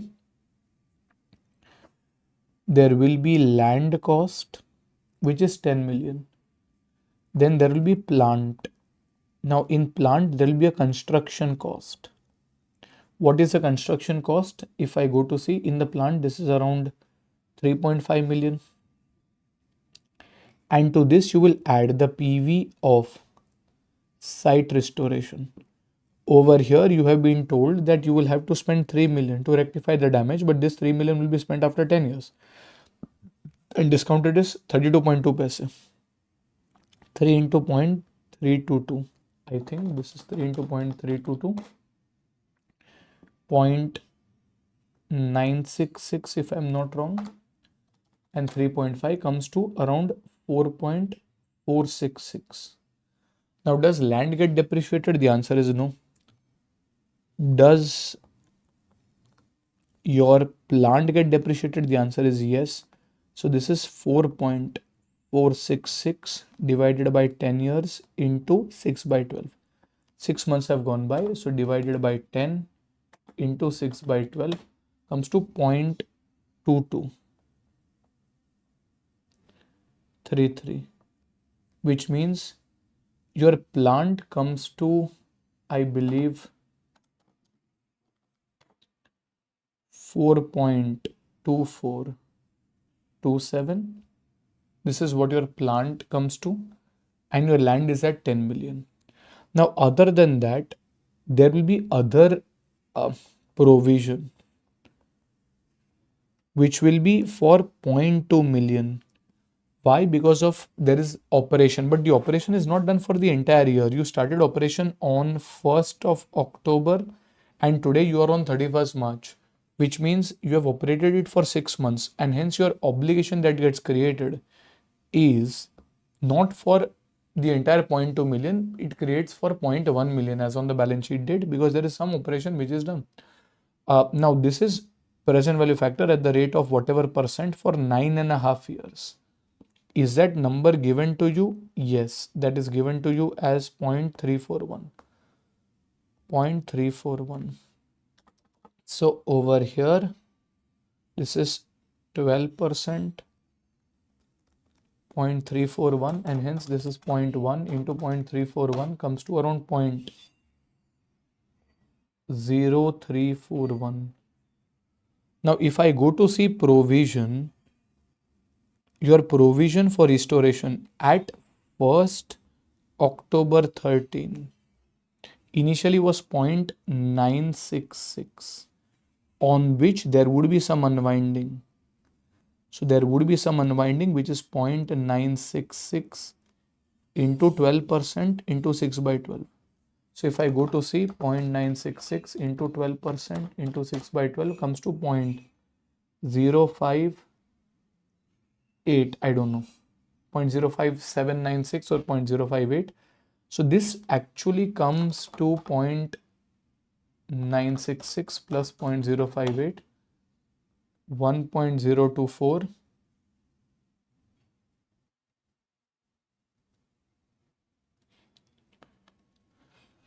Sir, for site restoration, PV should be 34.1 as the damage was caused in April. The damage will be caused over the time you are using. So from September 13 to March 14, 6 months have gone by, and hence maybe some damage would have been done. For a year's damage, it will be 0.2. For 6 months of damage, it will be 0.1.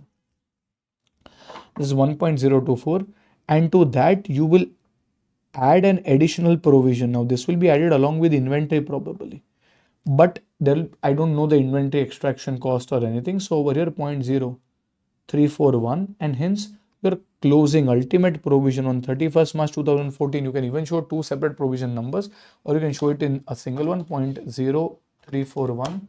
This will be 1.0581.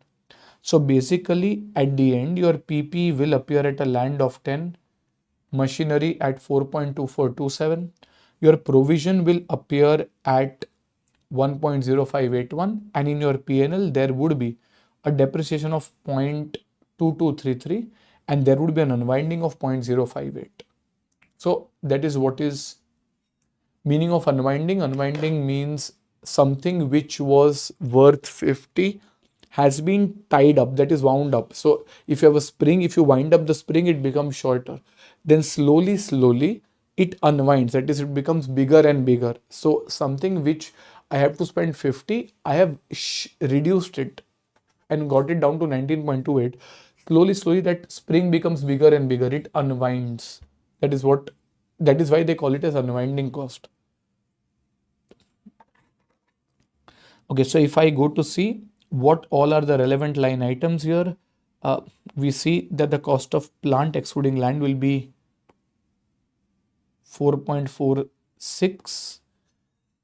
The cost will be depreciated, and after that the closing balance in the property, plant and equipment will be around 14.243. If I go to see 14.243, this is, as you can see, land of 10 and machinery of 4. So this comes to 14.2427 or 14.243. So this is the reconciliation of that number, 14.243. Secondly, there will be unwinding of discount in the current year. This is 0.058. We said this is 0.058.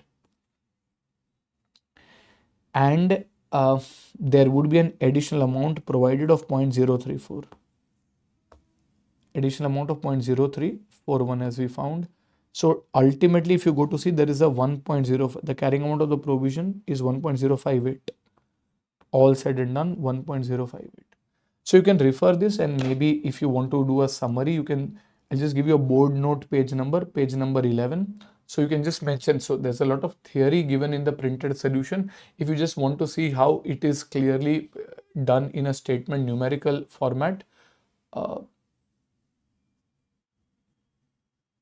sir, it is, then you can give a reference to board note page number 11. So at the end of your entire course, see, currently we will give you board notes on a day wise, but once the entire batch is over, we'll give you the entire PDF of all the board notes at a one single go, so you can easily refer the board notes directly. And there's an interesting question. We are given 32.2 paisa. What is the logic of taking 0.322? Everything is done in rupees. So rupee 1 equals 100 paise. So if there is 32.2 paise, that will equal rupees 0.322. I hope that is clear. Okay, so this is your question number 33. It is a fairly interesting question, this. And then we'll go on into question number 3. Now, question number 3, we are putting a couple of variations, variety. Institute has done it in a much more simplified manner. We'll first solve it the way Institute has done it, and then we will put a couple of additional complexities which arise because of the borrowing cost standard. We'll complete question number 3 and then we'll stop for a break. ठीक है. So over here, let us go to question number 3. It is a good question and it will be tested again, these concepts. So let us review this once, okay? It's an important question. There are a couple of things which can get a little tricky, but if you do it the way institute's question is formulated, it is not as tricky. A couple of additional concepts will add on, which can make it a little more trickier. But let's say we will try this.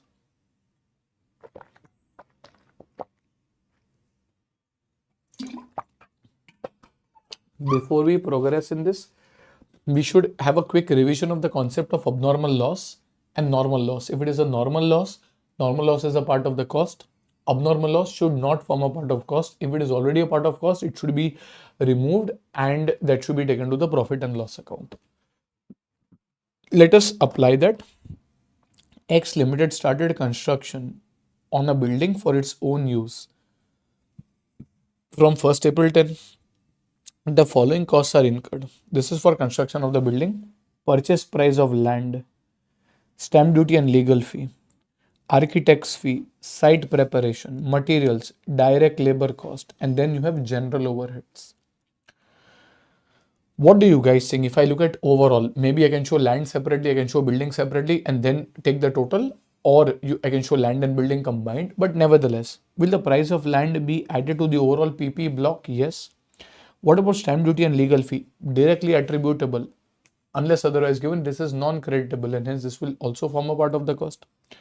Architect's fee, directly attributable, will be added. Site preparation, as we said, directly attributable will be added. Materials will be added. Direct labor will be added.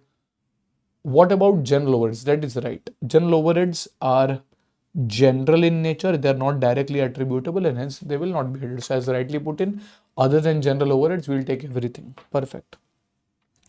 Other relevant information: material costing 1 lakh rupees had been spoiled and therefore wasted. And a further, add the words material. And a further material of 1 lakh 50 was spent on account of faulty design work. Okay, so let us understand this properly. Material costing 1 lakh has been spoiled and therefore wasted, so that is a loss. And a further material of 1 lakh 50, that is 1 lakh 50 over and above the 1 lakh that was mentioned earlier, was spent on account of faulty design work. As a result of these problems, work on the building was stopped for 2 weeks during November of 2010 and is estimated that 22,000 of labor cost related to that period. So because of faulty design and because of certain spoilage, you lost 1 lakh and 1 lakh 50, that is 2 lakh 50 worth of material.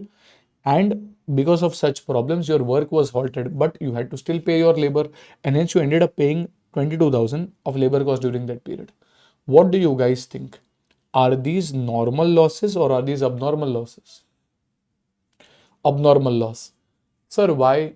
This can also be normal loss. Well, if it was normal loss, the question would have told you that considering the complex nature of the project, such wastage or such faulty designs are normal in the course of this project. If the question does not tell you, then we will always assume it to be abnormal. Is this absolutely clear? Yes? Okay. The building was completed on 1st of January 11. Sir, when did I start the work? 1st April. When did it get completed? 1st January 11. So it got completed probably in around 9 months. What do you guys think? Is this a qualifying asset or not a qualifying asset? If the question remains silent. Is it a qualifying asset or not a qualifying asset?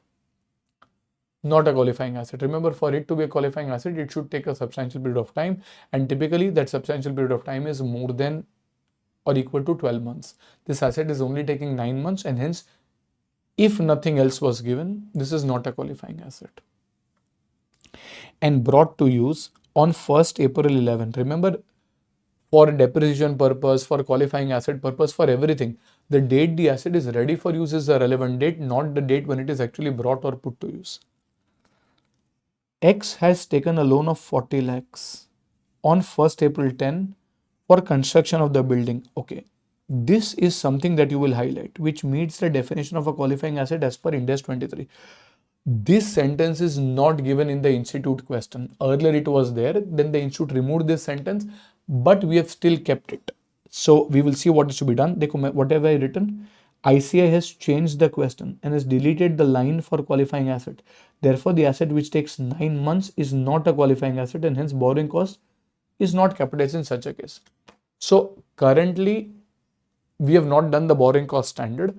So let us say if this line was not given, and as a matter of fact, if you open the institute study material in this problem, this line is not given. We have still added this line because it brings in certain complexities. So we should know what is to be done as an extra part. But if this line was not given, then we will say that this asset is taking only 9 months, and hence it is not a qualifying asset. And hence if there is even any borrowing cost, it cannot add to the cost of the asset. Okay. The loan carried an interest rate of 8% per annum and is repayable on 1st of April 2012. That is fine. The cost of the building, calculate the cost of the building that will be included in tangible non-current assets as an addition.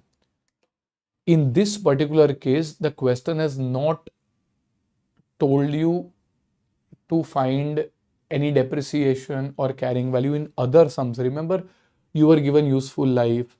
So the moment the asset is ready for use, that is 1st January, you have to depreciate. In this case, they have not given you anything regarding useful life. They have not even asked you to calculate carrying value on 31st March. You need to see what the question is asking you. They're just asking you to calculate what is the amount that is to be added to the PP. So you just find the cost and that's about it. Now, in this particular question, you have these points which are slightly tricky. Let's say materials costing 1 lakh has been spoiled and therefore wasted, and a further 1,50,000 of material was spent on account of 40 design work. Now, in your limited ability to interpret, what do you guys think? Is this material cost of 10 lakhs including everything? So is it the total material cost or is it excluding? What is your interpretation? Institute, when it came in the exam, they give both the interpretations because it is not very clear whether that 10 lakhs includes the materials that were even spoiled or spent on 40 design work, or that 10 lakhs is separate. But reading the question, what is your interpretation? I want to see that is that 10 lakh total material including everything, or is it material other than wastage, other than 40 design? What is your interpretation? Total or excluding? No, I'm not saying what is to be taken. I understand what is to be taken is excluding the abnormal loss, but that 10 lakh that is given printed in the question. Okay. So what was, so if you see, we will do a later question which uses this. This is a study material question, and then there's a question behind, I think question 32 or something, where this came in the exam as well. Similar thing where they clearly gave you two alternative solutions because it is an interpretation issue. The institute in the study material had interpreted कि भाई if nothing is given then this 10 lakh is total materials. इसके अंदर सब कुछ including होगा. Maybe out of this much, so I've spent 10 lakhs on materials, out of which maybe 1 lakh was materials which was wasted, maybe 1 lakh 50 was material which was due to faulty design. This is total materials. This is ICAI original interpretation. But when it comes in the suggested, if there is some ambiguity, they do give you alternative treatments. So over here, that is right. So most of you have interpreted in that way, but again, there can be alternative interpretations as we saw. So ICAI has assumed that this is total materials. So if this is total materials of 10 lakhs, and if we stick to that interpretation, can I take the entire 10 lakhs into my total PPE cost? No. So what should I do? Well, I will exclude the materials which were wasted. Sir, I think that these are other materials over and above. हाँ तो ठीक है. I will discuss both the interpretations, what needs to be done. If you assume that 10 lakh is a, see, we can debate endlessly on whatever. This is an interpretation issue. Ideally, they should have clearly told, okay, these are total materials. So they should have told materials which are other than that. It is not clearly given, but I've still kept it as it is because if it comes in the exam and a similar ambiguity comes, you should know what should be done. So abnormal cost, if any, should be removed. So from this 10 lakhs, I will remove 1 lakh. From this 10 lakhs, I'll also remove the 1 lakh 50, which means I will have 7 lakh 50 worth of material. Sir, what if the question had clearly told me that these are materials worth 10 lakhs used for construction and the wastage and faulty design materials are over and above? Would I have still deducted the 1 lakh and 1 lakh 50? No, sir. Abnormal cost should have gone to the P&L. If they're not a part of 10 lakhs, then I don't need to add it. I don't need to deduct it. But if they are a part of 10 lakhs, then I need to remove that. Are we clear with this? Okay, perfect. So in this case, you are removing it. Is there anything else that you need to remove? Sir, I need to remove 22,000 which I paid to the labor which was sitting idle. This is not directly attributable to the construction. They were sitting idle because of the faulty design, and hence my labor cost will also be 4 lakhs minus 22, which will come to 3 lakh 78. And that's about it, sir. But there is a borrowing cost as well. Well, if this was not a qualifying asset, then that borrowing cost need not be capitalized. If it was a qualifying asset, yes, then the borrowing cost would be capitalized, and that could bring rise to a bit of complications. But other than that, if I were to solve, then my total cost of my PP will be 32 lakhs plus what? 250 plus 750 plus 384. So this is 45 lakh 84,000. Are we clear with this? However, if there was, it was specifically given, like I have mentioned over here, which meets the definition of a qualifying asset. If the question tells you that it meets the definition of a qualifying asset, then borrowing cost needs to be capitalized. So what would be the borrowing cost amount? Well, 40 lakhs. Tell me, you will take interest for how many months? If it was a qualifying asset, you will take interest for how many months? Well, the loan is going to be repaid on 1st April 12. So will you take the entire 12 months interest? The answer is no. You will take interest only for the period till the time the asset gets ready for its use, which gets on 1st of January. So this will be 8% into what? Can you tell me how many months? 12 months, 24 months, 9 months, how many months? That is right. I will take it for 9 months. And hence 40 lakhs into 8%, and this is 2,40,000. So basically, if this was a qualifying asset, then another 2,40,000 will be added, and 45 lakh 84 plus 2,40,000 will give you 48 lakh 24,000. And that's about it. So if you go to see, I'm getting, okay. So, 1 second. Is my calculation correct? 32, 2.5, 7.5, 3.78. Sorry, this is 45.32, 2.5.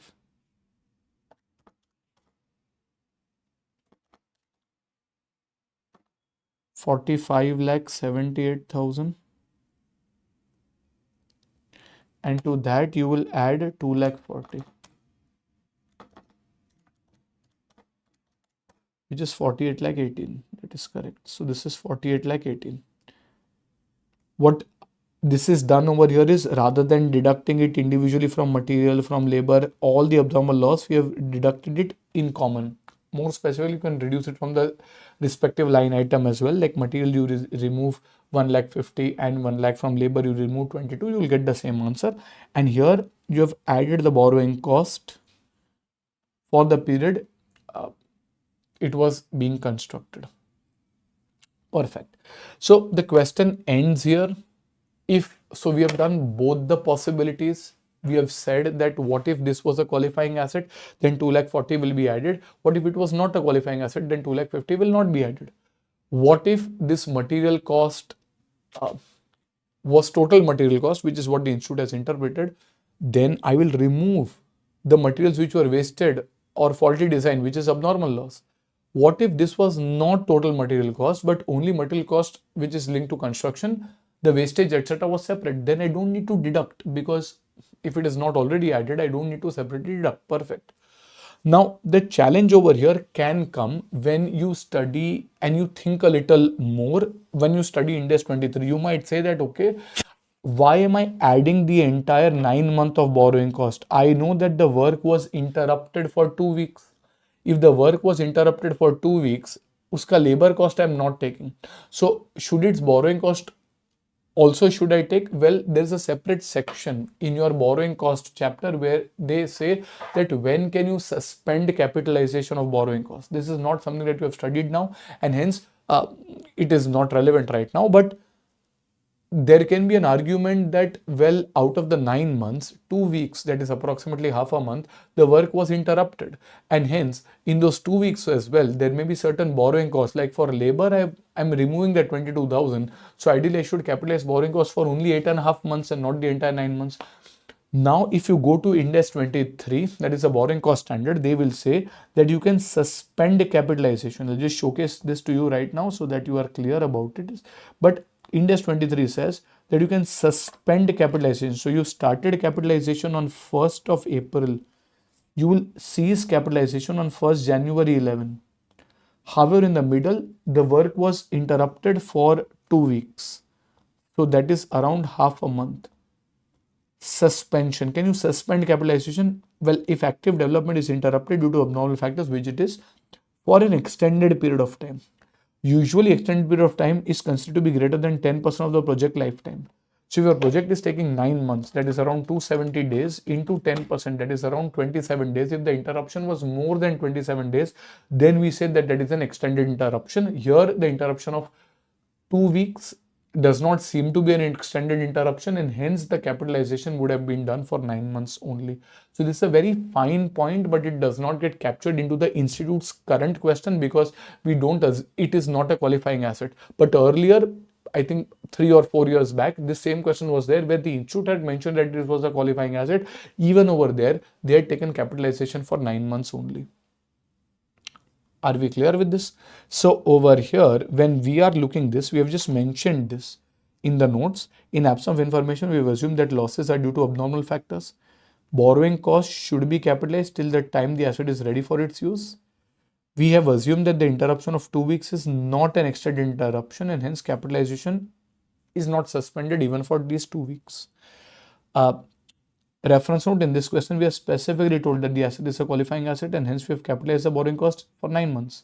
In case we were not given anything about qualifying asset, then we will look at the time period of construction, that is 9 months, which is less than the 12-month period, and write in the exam a note stating that the asset is not a qualifying asset and it does not take a substantial period of time. Like borrowing cost, if it is specifically given that it is a qualifying asset, then you will capitalize. Specifically, when it is not a qualifying asset, then you will expense. But if nothing is given, then you see if the construction is taking more than or equal to 12 months. In such a case, write a note that it is a qualifying asset. If it is less than 12 months, write a note assuming it is not a qualifying asset. General overheads are not directly attributable and should not be capitalized. Are we clear with this question? Yes, we'll just write down a small note also over here. In line with ICAI, comma, we have assumed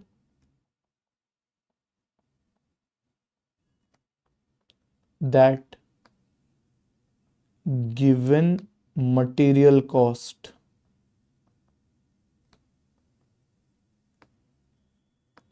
of 10 lakhs is total. In line with ICAI, comma, we have assumed that the given material cost of 10 lakhs is total cost. Full stop. Alternative assumption possible. In fact, in one of the similar questions, they have actually given both alternative solutions. Alternative assumption possible. So don't get too much fixated on the interpretation. Understand the accounting impact, and that is more relevant. ठीक है? So I guess we will stop for a much needed break, and we'll continue by around 140ish. We will start at around 140 and be back soon, and we'll continue further and go into questions where there is a change in the estimate for provision for site restoration and how do we incorporate such a change. ठीक है? चलिए, let's stop for a break and then we will continue.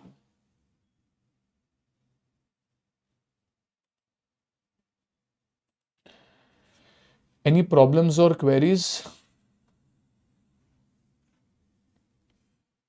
Sir, right now,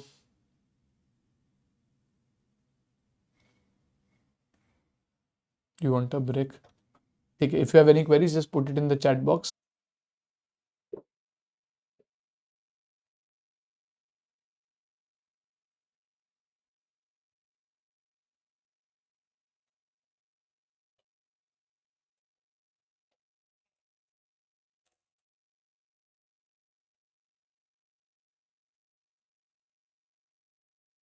Hello, hello, hello.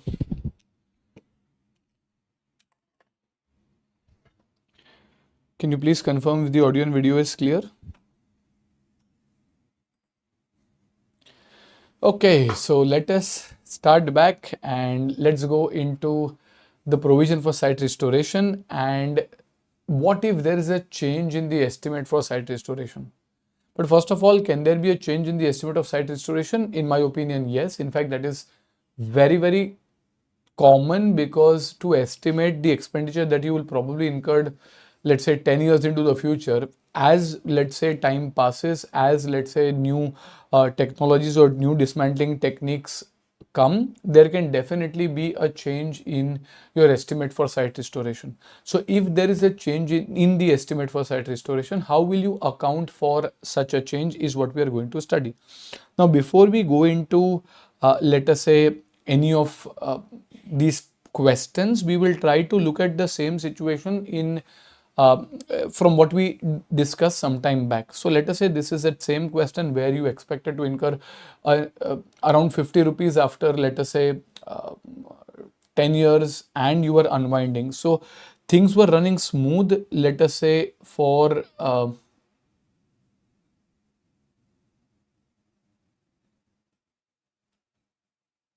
which notes? I think the PDF notes are also shared, right? I think you can have a word at this number. I think the PDF notes would also be shared till the time you receive the hard copies. Okay, so when we look at let us say this particular question, you have year 4. Let's say your estimate was running the same. You are expecting 50 to be spent. Let's say there are 7 years which are remaining. So 1 divided by 1.1, 1, 2, 3, 4, 5, 6, 7. So this is 0.5132, and 50 into 0.5132 will come to around 25.66. And when you go to the 4th year, now let's say if I pick this up and if I continue, let us say in year 4, your opening provision was 25.66. Your opening provision was 25.66, and there would be an interest. This interest would be at the rate of, let us say, 10%. There's no change. So this is 2.57. So ideally your closing, if you go to see, your closing would come to around I think 50 into PV factor at the rate of 10% for the 6th year. So there are 6 years remaining. So 1 divided by 1.1, this is 0.5645, or you can calculate this as 25.66 and 2.57. This comes to 28.23. So you are at 28.23. Now at this point, at the end of year 3, at the end of year 4, someone comes and says that, well, you know what, it will take more cost to dismantle. We believe it will take 80 rupees for me to dismantle. Now, is that a change in accounting estimate? Is that a change in accounting policy, or is that an error on your part? What do you guys think? Is that a change in accounting estimate, accounting policy, or is that an error? Well, that's a change in accounting estimate. And if there's a change in accounting estimate, do you account for it prospectively or retrospectively? That's right, you will account for it prospectively. So over here, I will not go back and change whatever is done in the past. Ideally, yes. In the past, you should have forecasted it correctly, but it's an estimate and estimates are bound to change. So we will say that ideally, the point where you're changing the estimate, that is at the end of year 4, this is 10%, let us say for the 6th year, and hence this will again be 0.5645. So if I multiply 80 into 0.5645, this comes to probably 45.16. So your revised closing provision will come to around 45.16. Now in your ledger, you can see this as 28.23.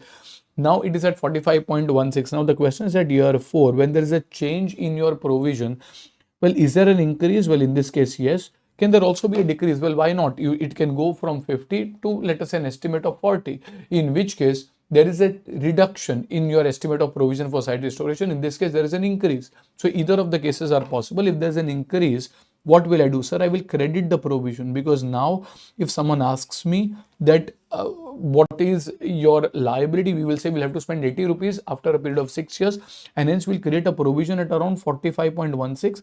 No, sir, out of this 45.16, 28.23 is already there in my books, which means I'll do an adjustment of 45.16 minus 28.23. So if I take the difference between the two, this comes to what? 16.93. So this will come to, let us say, a credit of around 16.93. Okay.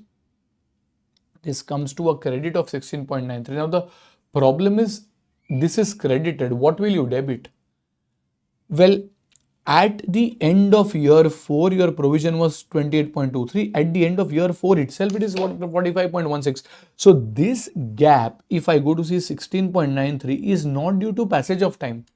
Technically, at the end of year 4, your provision was at 28.23. At the end of year 4 itself, it is 45.16. So I cannot say that that moment is because one more year has passed or 2 more years have passed. No, it is at the same point of time that the provision amount is changing. So that is not due to passage of time. So I can't really debit the finance cost. So what is it? Well, this is an amount which will make your PP more costly. You earlier thought that you will have to spend the present value of 50. Now you believe you'll have to spend present value of 80. Now ideally you should go back and retrospectively restate. However, Ind AS does not allow you to retrospectively restate a change in accounting estimate. So better late than never. So over here we would say that, well, you know what?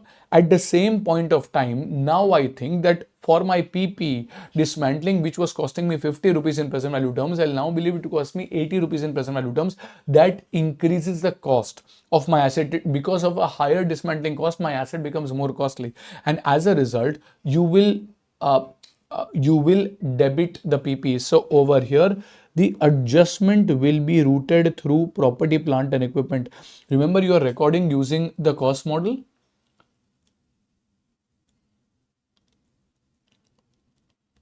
Yes, definitely that is in my to-do, and quite soon you will get more videos on that. So just hold on for some time. But right now, when you're looking at PPE, and you will credit the provision. So when we look at the PP, this will increase the cost of my property, plant and equipment. So this makes my PP more costly. Earlier I thought 90 rupees and I'll have to spend another 50 rupees. So that will give me a total cost. Now I think that I have spent 90 rupees plus I'll have to spend a present value of 50 rupees. So that increase of 16.93 makes my PP more costly. Now ideally I should have gone back and made this adjustment since let's say year 0, but because it is a change in accounting estimate, I cannot do that. Sir, is there a way in which I can calculate the 16.93 also on my own? Yes. 80 rupees minus 50 rupees. So that is an increase of 30. But this increase of 30 will have to be paid after how many years?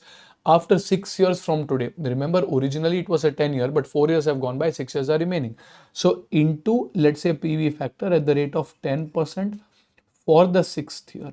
This will give you 0.56 0.5645 and 30 into 0.5645. There you go. You get exactly that same 16.93 number. So there are various ways in which you can come to that 16.93 number. One way is finding the closing provision in your ledger, then finding the revised provision as per the revised estimate, and then taking the difference. That is one of the ways. Second way is finding the increase. Like for example, 30 rupees is the increase in your cost, but that increases after 6 years. Taking the present value of the increase or the present value of decrease is another way.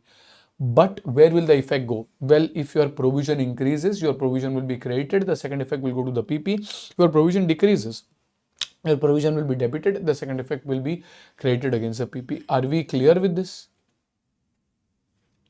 Yes.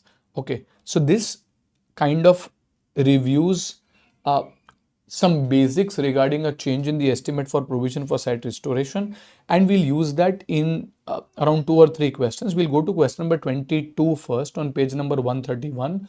We'll go to question number 22. It's a fairly long question if you calculate it entirely, but we will focus on that one important year where this change happens, and if you get this correct, then you have understood the concept quite well. H on page 131, H Limited purchased an item of PP costing 100 million, which has a useful life of 10 years. Again, H purchased an item of PP costing 100 million, which has a useful life of 10 years. The entity has a contractual decommissioning and site restoration obligation estimated at 5 million to be incurred at the end of the 10th year. So this is 5 million not in present value terms. This is 5 million to be incurred after 10 years. The current market-based discount rate is around 8%. The company follows SLM method of depreciation. H follows the cost model for accounting for PP, which means it is not revaluing its PP. Later we will study about revaluation as well. Okay, determine the carrying value of an item of PP and decommissioning liability at each year end. So they're asking you for each year end, not just for 4th year, 5th year, each year end.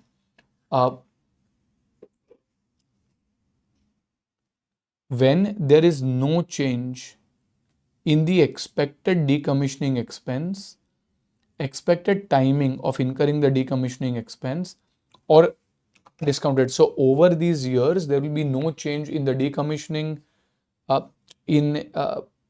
let's say the time or the discounted. So there are no changes.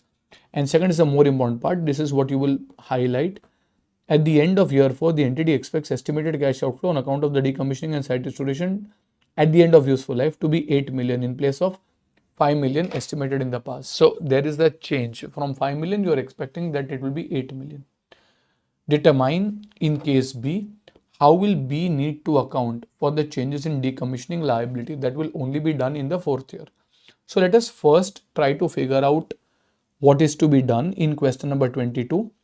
Question number 22, subpoint A. Well, you will have to take the PP. If I want to find the PP balance, that will be an initial 100 that you are spending. So you are spending 100 plus the present value of site restoration. So 5 rupees into the present value factor at the rate. What is the rate over here? 8%. For which year? 10th year. They have not given you the discount factor, so you will calculate 1 divided by 1.08. I believe this is around 0.4632, and hence 100 plus 5 into 0.4632 comes to around 2.32 approximately, and hence your PP will be shown at 102.32. And your provision will appear at 2.32. Your journal entry will be PP account debit 102.32 to bank, let us say 100, to let us say provision of 2.32. Okay. Now they're asking you to find the PP value at the end of each year. So this should be quite easy. So PP of 102.32 minus depreciation. So depreciation is on an SLM basis. So 10.232 will be your balance, and hence 102.32 minus, let's say 10.23 will come to 92.09. Again minus 10.23 will come to around 81.86. Again minus 10.23, 71.63. Again minus 10.23, 23, and this will continue. This will be around 61.4 and so on so forth. If you go from year 1 all the way till year 10, this will become 0. Any problems here? Any problems here? Okay. After this, you will go on into the provision. So if you go on into the provision, you will say what will happen? Well, year 1, 2, 3, 4, 5 and so on. Your opening provision was around 2.32, on which you will have unwinding, that is finance cost. So you will unwind at the rate 8% in this case, and thereby come to a closing balance. So this is 2.32 into 8%, 0.185 or 0.19. So this is 2.32 plus 0.19, 2.51. Again 2.51 into 8% comes to around 0.20. This will be 2.71. 2.71 again into 8%, maybe 0.22, 2.93 and so on. So if I go to C, maybe this is 0.23 and this is 3.16 and so on. So this will keep on going until year 10 without calculation. Can you tell me what should appear at the end of year 10? Well, 5 rupees. Ultimately, we'll go on up to 5. So if I look at the initial calculations, I will find this 2.32 to be added. So this comes to 102.32. Then every year you'll have 10.23 of depreciation. And let's say this will come down to a zero balance. Provision will start at 2.32. You'll unwind at the rate of 8%. This 2.51, 2.71, 2.93, 3.16 and so on. Ultimately, it will reach 5. So if possible, if you want to practice, you can do this working for the entire 10-year life, and that will give you a good clarity on how this provision is moving had there been no change in the estimate. But point B says that what if there is a change in the estimate? When is there a change in the estimate? So the change in estimate is happening at the end of year 4, and your estimate, which was earlier 5 million, is now changing and it is becoming 8 million. So what will happen? Well, your provision, which was currently calculated as 3.16, what is this actually? This is 5 into the present value factor at the rate of 8%. And this is 6 years away. So if I were to do this, 1 divided by 1.08, 1, 2, 3, 4, 5, 6. This is 0.6302. So if I do 5 into 0.6302, this comes to around 3.15 or 16. But if someone were to ask me at the end of the 4th year that what is the amount that you expect to pay, well, we will say that we now expect to pay 8, and this 8 is after 6 years. So this is present value factor at the rate of 8% for the 6th year. So this is 1 divided by 1.08, 1, 2, 3, 4, 5, 6. It's the same value, which is 0.6302. And hence 8 into 0.6302 comes to 5.04. So your closing provision ideally should be 5.04. But in your books, it is 3.16, and hence you will increase the provision by 1.88. Now, is there another way to calculate this 1.88 approximately? Well, yes, we will say that the provision which was earlier calculated based on 5 now needs to be calculated based on 8. So there's an increase of 3. But this increase I cannot adjust retrospectively because it is not a change in accounting policy. It is not an error. It is a change in accounting estimate. So it has to be accounted for prospectively. So 8 minus 5, that is equal to 3 into the present value factor at the rate of 8% for the 6th year. So if I go to see, this is 0.6302. So 3 into 0.6302 will come to around 1.89. So around 1.88 or 1.89 will give you your final answer. So they are telling you that what will you do? Well, at the year 4 end, due to a change in the estimate, you will credit the provision. I will credit the provision by how much? Around 1.88 or 1.89 as a case maybe. Instead, what will you debit? Tell me, think and tell me, what will you debit? Sir, PP, property, plant and equipment, this will be around 1.88, which will be correspondingly debited, and that will give you your final answer.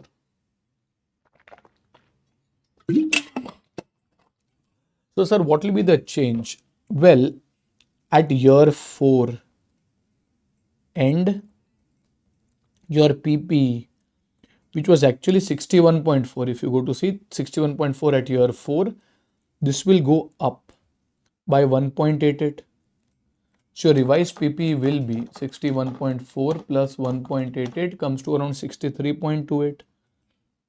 And this will be depreciated over the remaining 6 years. So your revised depreciation would be 63.28 divided by 6 years. Will I go back and change the depreciation of the past? No. It's a change in estimate, and hence the effect will be taken in the future only. 63.28 divided by 6 will be 10.55. So this will be 10.55. This will be depreciation per annum, and over the next 6 years, if you keep on reducing 10.55, you will come down to a zero balance. Now, if I look at the revised provision, your provision at the end of year 4 was 3.16. I credited 1.88, so it became 5.04. So over here, your revised provision will now be 5.04. And hence in year 5, if I were to do unwinding, this is 5.04 into 8%. 5.04 into 8%, this is 0.40. Now, will this continue to be 0.40? Well, this will continue to be, this will continue to unwind. It will not be exactly 0.40 because it is not like depreciation on an SLM basis, but it will continue to unwind, and slowly, can you tell me where will it reach? 5.04 plus 0.4, this will be 5.44. Where will it reach? That is right, it will ultimately reach 8. Now, as per the revised terms, as you can see over here, the journal entry is PP account debit to provision for site restoration, and your revised depreciation will be 10.55, and you will have the provision which is changing, and you will move up to 8. Are we clear with this? Yes? Any problems here? Okay. So what I want you to do is, on a relatively simpler level, there is question number 30. I want you to read and try question number 30. Again, there is a small change in terms of what if the rate of discount changes? Again, it is the same thing. You will try to find the revised provision and accordingly make the changes. It is exactly the same. Whether the rate of discount changes, whether the number of years changes, or the amount estimate changes. Find the revised provision, make the adjustment against the asset. Okay, so we'll go to question number 30 and you will try this on your own. Company X built a new plant that was brought into use on 1st of April 11. The cost to construct the plant was 1.5 crores. Okay. The estimated useful life of the plant is 20 years and the company X accounts for the plant using cost model. So that is very easy. It's a 20-year plant and it's 1.5 crores cost. The initial carrying amount of the plant included an amount of 10 lakhs of decommissioning, which was determined using a discount rate of 10%. Okay, so this initial carrying amount of 1.5 crores, the question tells you it included 10 lakhs of decommissioning, which is at the rate of 10%. Should it include? Yes. Is it included? Yes. So I don't need to alter that 1.45 crores includes 10 lakhs or 0.1 crores of decommissioning liability using a discount rate of 10%. Okay, on 31st March 2012, that is a year later, company X remeasures the provision for decommissioning to 13 lakhs. Okay, so whatever be the provision, so you'll have to do unwinding, reach at a balance, and they are saying that it is remeasured to 13 lakhs. Provide the necessary journal entries at the end of the year, that is on 31st March 12, for recording first the depreciation and then is decommissioning. Remember, the change is happening on 31st March 12. So for the year 11-12, you will do depreciation on the existing basis, you do unwinding on the existing basis, and then you incorporate the changes. Try to do this on your own, please. Okay, are we done?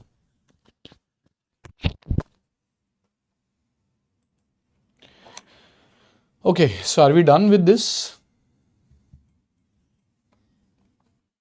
So let us review what is happening. Well, first of all, we are saying 1.5 crore is the value of the asset. The question is not asking you to pass any entries for the asset recognition. It is asking you to pass entries for depreciation and decommissioning provision. So when I look at the depreciation, this is 1.5 crores. If I were to do it in lakhs, this is 150 lakhs divided by 20, and hence 7.5 lakhs is the depreciation account debit 7.5 lakhs to PP 7.5 lakhs.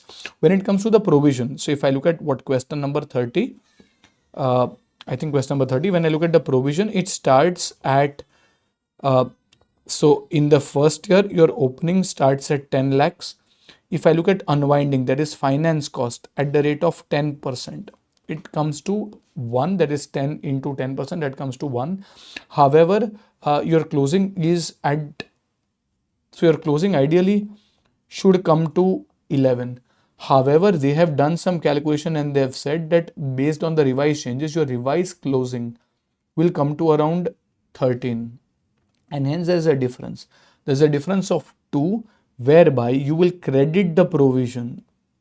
So what will we debit? Well, we will debit the PP. So PP will be debited by 2 and your provision will be credited by 2. Any problems here? So basically the entries for depreciation, there's only one entry 7.5. For the provision, there'll be an entry on unwinding, which is for 1. So this is 1. Finance cost account debit, that is for unwinding. To provision, this is for 1. Finance cost can be interchanged and the word can also be used as interest expense, that is fine. And then there is plant or PP account debit to provision for decommissioning, this is at 2. Are we clear with this? Yes, so this is question number 30, and then you go to question number 4. So there is, I think, question number 5. There is one more of these questions remaining, and that is your question number 5. Let us review this question once. Any problems? No? Okay. An entity has a nuclear power plant and a related decommissioning liability. The nuclear power plant has started operating on 1st of April 2017. The plant has a useful life of 40 years. So there will be a depreciation of 40 years.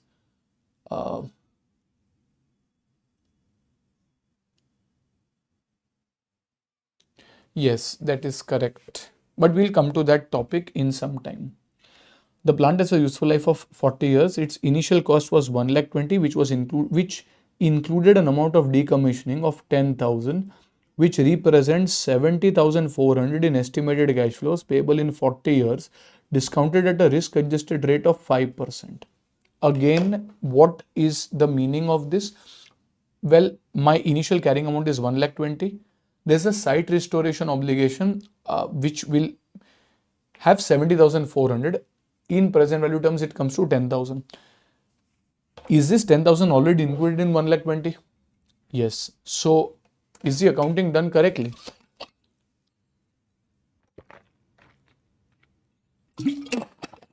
No problem in this. The entity's financial year ends on 31st March. Now in March 2027, that's a good 10 years from the date you started. In March of 2027, the present value of decommissioning liability has decreased by 8,000. So in this case, they have given you directly the amount at which the present value of liability has decreased by. Like in my earlier question, you had the site restoration obligation changing by 1.89. So if I go back to question number 22, in question number 22, what used to happen is you will have this provision. Where is this? You have this provision of 3.16. It went up to 5.04. But that provision went up by 1.88. No, actually the increase was 3. In present value terms, it went up by 1.88. So in this particular question, they've directly given you that your present value of, let us say, the decommissioning is going up or going down, as a case may be, by instead of 1.88 they've said 8,000. Okay, the discount rate has not yet changed. How will the entity account for the above changes in the decommissioning liability if it adopts the cost model? In this case, the question tells you that the present value of decommissioning liability has decreased by 8,000. In all sums that we've done till now, the present value of decommissioning liability increases. Like in my earlier problem that you tried, it went up from 11 to let us say 13. So it increased by 2. So the provision is created by 2 and let us say your PP gets debited. But in this case, the provision is reduced. So you will debit the provision. So what will I credit? Sir, I will credit the PP. Sir, but how can the provision decrease? Well, you might have a new dismantling technique. Like earlier you could only dismantle by traditional methods, that you will take a hammer and you will break everything. Now, a couple of years back, if you have seen in Noida, there was a building which was dismantled using the explosion technique. Like they put in explosives, they cordoned off the entire area, and in a matter of minutes, those bombs were exploded and the building came down. So something which you thought would have taken a lot of money to dismantle now could be dismantled relatively faster and in a more cost efficient manner. So now let's say such explosion technique is allowed, then you can say that okay, my site restoration can possibly become cheaper, and if it is cheaper, my provision will be debited and my second effect will go to PP. So over here, I mean, if I just have to comment on this particular question, what they are asking instead, and not look at any extra possibilities, question number 5 would have at March of 2027, you will debit the provision. Sir, by how much? They've clearly told you that the present value of the provision reduces by 8,000. So we are directly given the present value amount. You don't need to do any separate adjustment. So provision will be debited by 8,000 and samne PP will be credited by 8,000. Okay, so if I had to look at an extra possibility that the question asks me to find the depreciation for the year 27-28, and the question asks me to find the unwinding cost again for the year 27-28. How will I do that? Well, I will have to find the PP balance. Like your PP initially was 1,20,000. This is on March of or April 17. So this is in April 2017. This was 1,20,000. Now 10 years go by. So 1,20,000 divided by 40 into 10. So probably there will be another 30,000 of depreciation that will be recorded, and hence on March of 27 this comes to 90,000. Let us say this is coming to 90,000. Similarly, when I look at unwinding, I would have started at 10,000 and then slowly I kept on unwinding for a period of 10 years. Now, how do I do that? Well, I can manually calculate interest for each year. Otherwise, I can use compound interest principles, and I will say 10,000 into 1.05. The discount rate is 5%, right? So into 1.05 raised to 10. So every year I'm increasing the balance by 5%. So 1.05 raised to 2, 3, 4, 5, 6, 7, 8, 9, 10. So maybe this will be 10,000 into 1.6289. So this is around 16,289. You can use any method. You can even take the present value of 70,400 discounted by 30 years. That is also acceptable. Approximately same answer you will get. So the year is 17 or 27. Initially you acquired in 17. However, dismantling happened in, the change in estimate happened in 27. There's no typo. There's a 10-year gap. So over here, your provision is 16,289. Now what happens is you will pass this entry. Provision will be debited by 8,000. PP will be credited by 8,000. So your PP will reduce by 8,000. And hence your revised PP will come to 82,000. And this 82,000 will be depreciated over the remaining 30 years. So 82,000 divided by 30. And this will come to 2733.33 per annum. So if the question asked me to calculate the revised depreciation from 27-28 onwards, this will be my revised depreciation. If they ask me to find the unwinding, so over here, this was 16,289. My provision is debited by 8,000, which means I will reduce the provision by 8,000. So this comes to 8289. And hence for the year 27-28, it will be 8289 into 5%. Comes to around 414.45. Are we clear with these extra possibilities? The question is not asking you specifically that. They are saying how will the decommissioning liability be adjusted. But in case they had asked me to find the revised depreciation and revised, let us say, the unwinding charge, I could have used these workings to come to that conclusion. Is everyone clear? Okay. So this kind of takes care of question number 5, and it takes care of the first part of the initial cost section. So we're still at initial cost? Yes. We are going into the next part, which is on special cases. What are the special cases? Well, when I acquire a PP, that PP can be acquired in cash, but is it possible that I can acquire the PP using a barter transaction?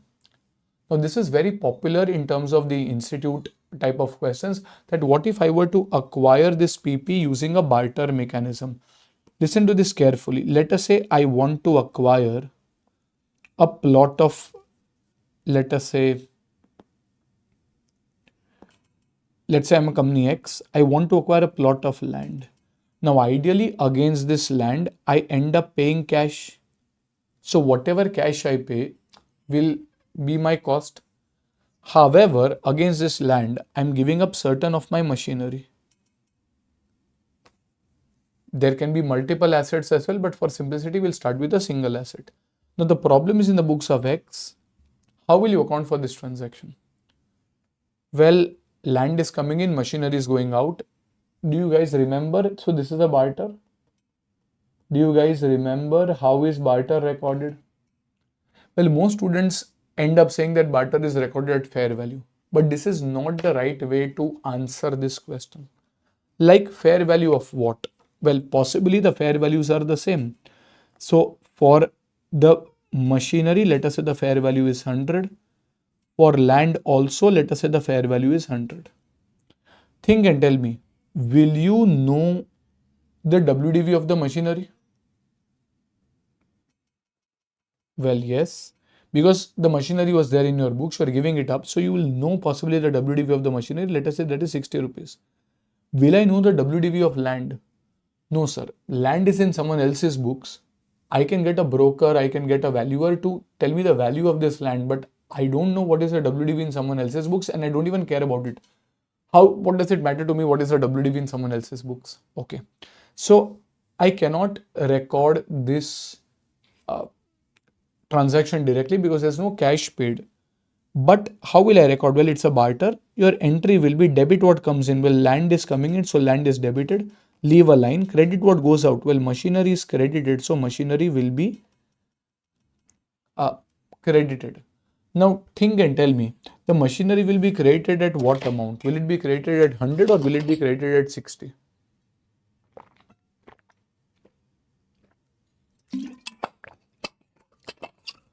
See, the machinery which is there in your books has to be credited at 60, because if you credit at 100, it can show a negative balance. And as a result, what is going out will always be credited at WDV. It will always be credited at your book value to ensure that that asset is derecognized from your books. Sir, but you said barter is at fair value. The asset that is received, that asset should be recorded at fair value. The asset that is transferred, well, in the entry, debit what comes in, land is debited, credit what goes out, well, machinery is credited. That will always be, the credit will always be at WDV, because if you don't do that, your machinery is going to show up a negative 40 balance.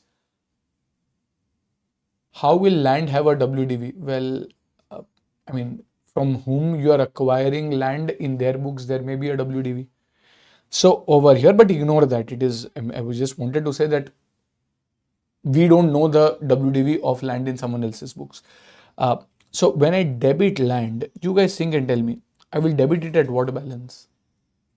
Okay, so you are saying 100. So there is 100 at which land is debited. Sir, it does not really matter over here. It is very easy. The fair value of what you are giving up and what you are receiving is the same.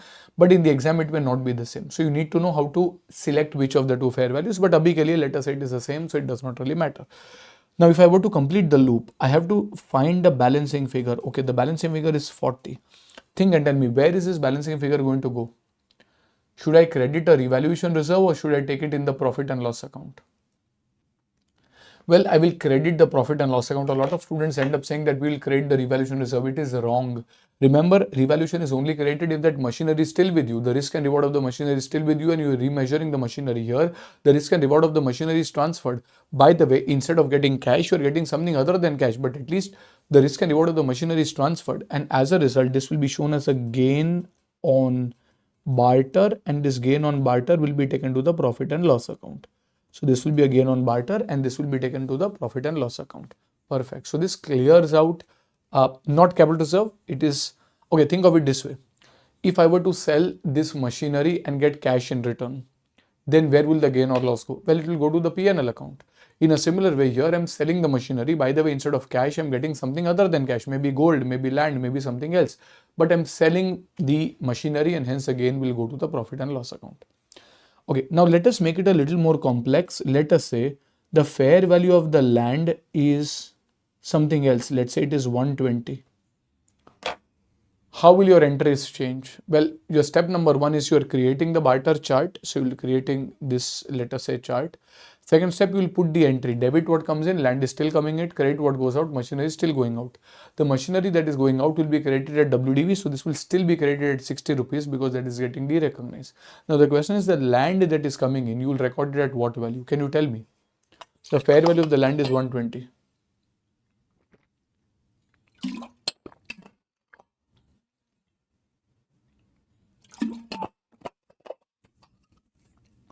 Okay, so land would be debited from, land was debited in your books at, let us say, 120 is what everyone is saying, and this is wrong. Land will continue to be debited at 100 only. Sir, how? Land is worth 120. Listen to this very carefully. What is the core principle of initial recognition? Initial recognition of an asset happens at what? Think and tell me. Initial recognition of an asset happens at what? Sir, it happens at cost. And what is cost? Cost is the amount that you pay for the asset. How much do you pay for the asset? Sir, I pay for the asset in cash usually. So over here, if I was acquiring a land, let's say the fair value of the land is 120. Samne I was paying cash worth 100. At what value would you record the land? Sir, I will record the land at 100 rupees. Why? I'm paying 100 for it. I'm going to record the land at cost. So the cost is the consideration that you pay for the asset. Cost is not the fair value of the asset. Cost is the consideration that you pay for the asset. Well, generally you pay consideration in cash. In this case, you are paying consideration in a non-cash medium like a machinery. So your cost for the land is what you are actually paying for the land, and you are paying in the form of a machinery, and that machinery is worth 100. And hence the value of land will be taken as the fair value of the asset given up, because logically, if you think, fair value of the asset given up. So the cost that you are paying for the land is the machinery that you are giving up.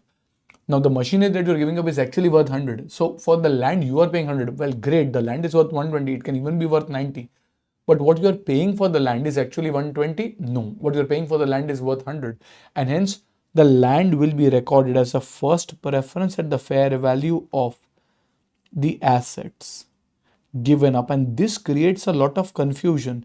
When students have slightly shallow knowledge, what they will say is, we have to record barter at the fair value of the assets given up. So they will take credit machinery at the fair value of the asset given up. Wrong. That is derecognizing the machine. That will always be derecognized at WDV only. But the barter mein the asset that is received, that will be received at fair values. Oh, so fair value of the land. No, but your initial recognition principles are at cost. So ideally what you pay for the land is what is the relevant item, and what you pay is in the form of the machinery. Are we clear with this? Yes. Okay. So please ensure you don't make a mistake on this. However, what if the fair value of the machinery is not available? Or machinery is something where, like Elon Musk is making this this thing called as a hyperloop. So he says that we will travel by having an underground capsule and he will use magnet at both places and it will travel fast in a vacuum without any resistance, whatever it is. So, but today Hyperloop does not have any, determinable market value. So I'm giving up a capsule of Hyperloop, getting land in return, but that capsule of Hyperloop does not have a determinable market value. So if the market value of the assets given up is not available or it is not reliable, then as a second preference, what will I do? Well, in such a case, I will take the fair value of the assets received as a second preference. Fair value of the assets received. That will be second preference. Remember, if the fair value of the assets given up is available, you will always take that.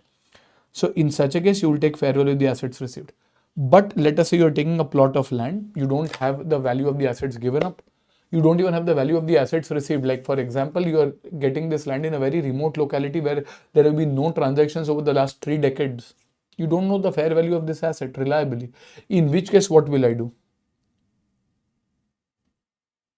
Well, in such a case, we will take the WDV. Now the question is, you will take which WDV? Well, you will have only one WDV. There is a WDV of the asset given up. So now you know the pecking order. So this is 60. Like in amalgamation CA Inter, if you remember, you would ideally take over the assets and liabilities at fair value. But if fair value was not available, then you would have taken it over at the WDV. So over here, barter. If I look at the core barter principle, I would say barter, the asset that is received in a part of a barter will be recorded at the fair value of the assets given up. If that is not available, then the fair value of the assets received. If that is also not available, then the WDV of the assets given up. Are we clear with this? Yes. When I say assets, I don't just mean non-cash assets. I mean assets. Like for example, over here, it is very much possible, like what happens in case of your phone. Let's say you have an old phone, you want to buy a new phone. What do? You give up your old phone, you pay some cash, and in return you get a new phone. Then what is the value of the new phone? Well, the value of the new phone is the cash paid, that is the cash given up, plus the fair value of the old phone given up. That is the value of what you are paying for the new phone. Now, the new phone might have any market value. Like over here, if for example, you are receiving land and in return you are giving machinery, you are also giving up cash, in which case the fair value of the machinery is, let's say, 100. The WDV, for example, is 60. And there's also some cash. Cash fair value, book value is the same. Let's say cash is worth 10. And in return, you're getting land, which has a fair value of 120. So again, what is a journal entry? Sir, debit what comes in, credit what goes out. So what is coming in? Land is coming in. Land account debit. Leave a line to credit what goes out. What is going out? Machinery. What is going out? Cash. Remember, the assets given up is not just machinery, it is machinery and cash.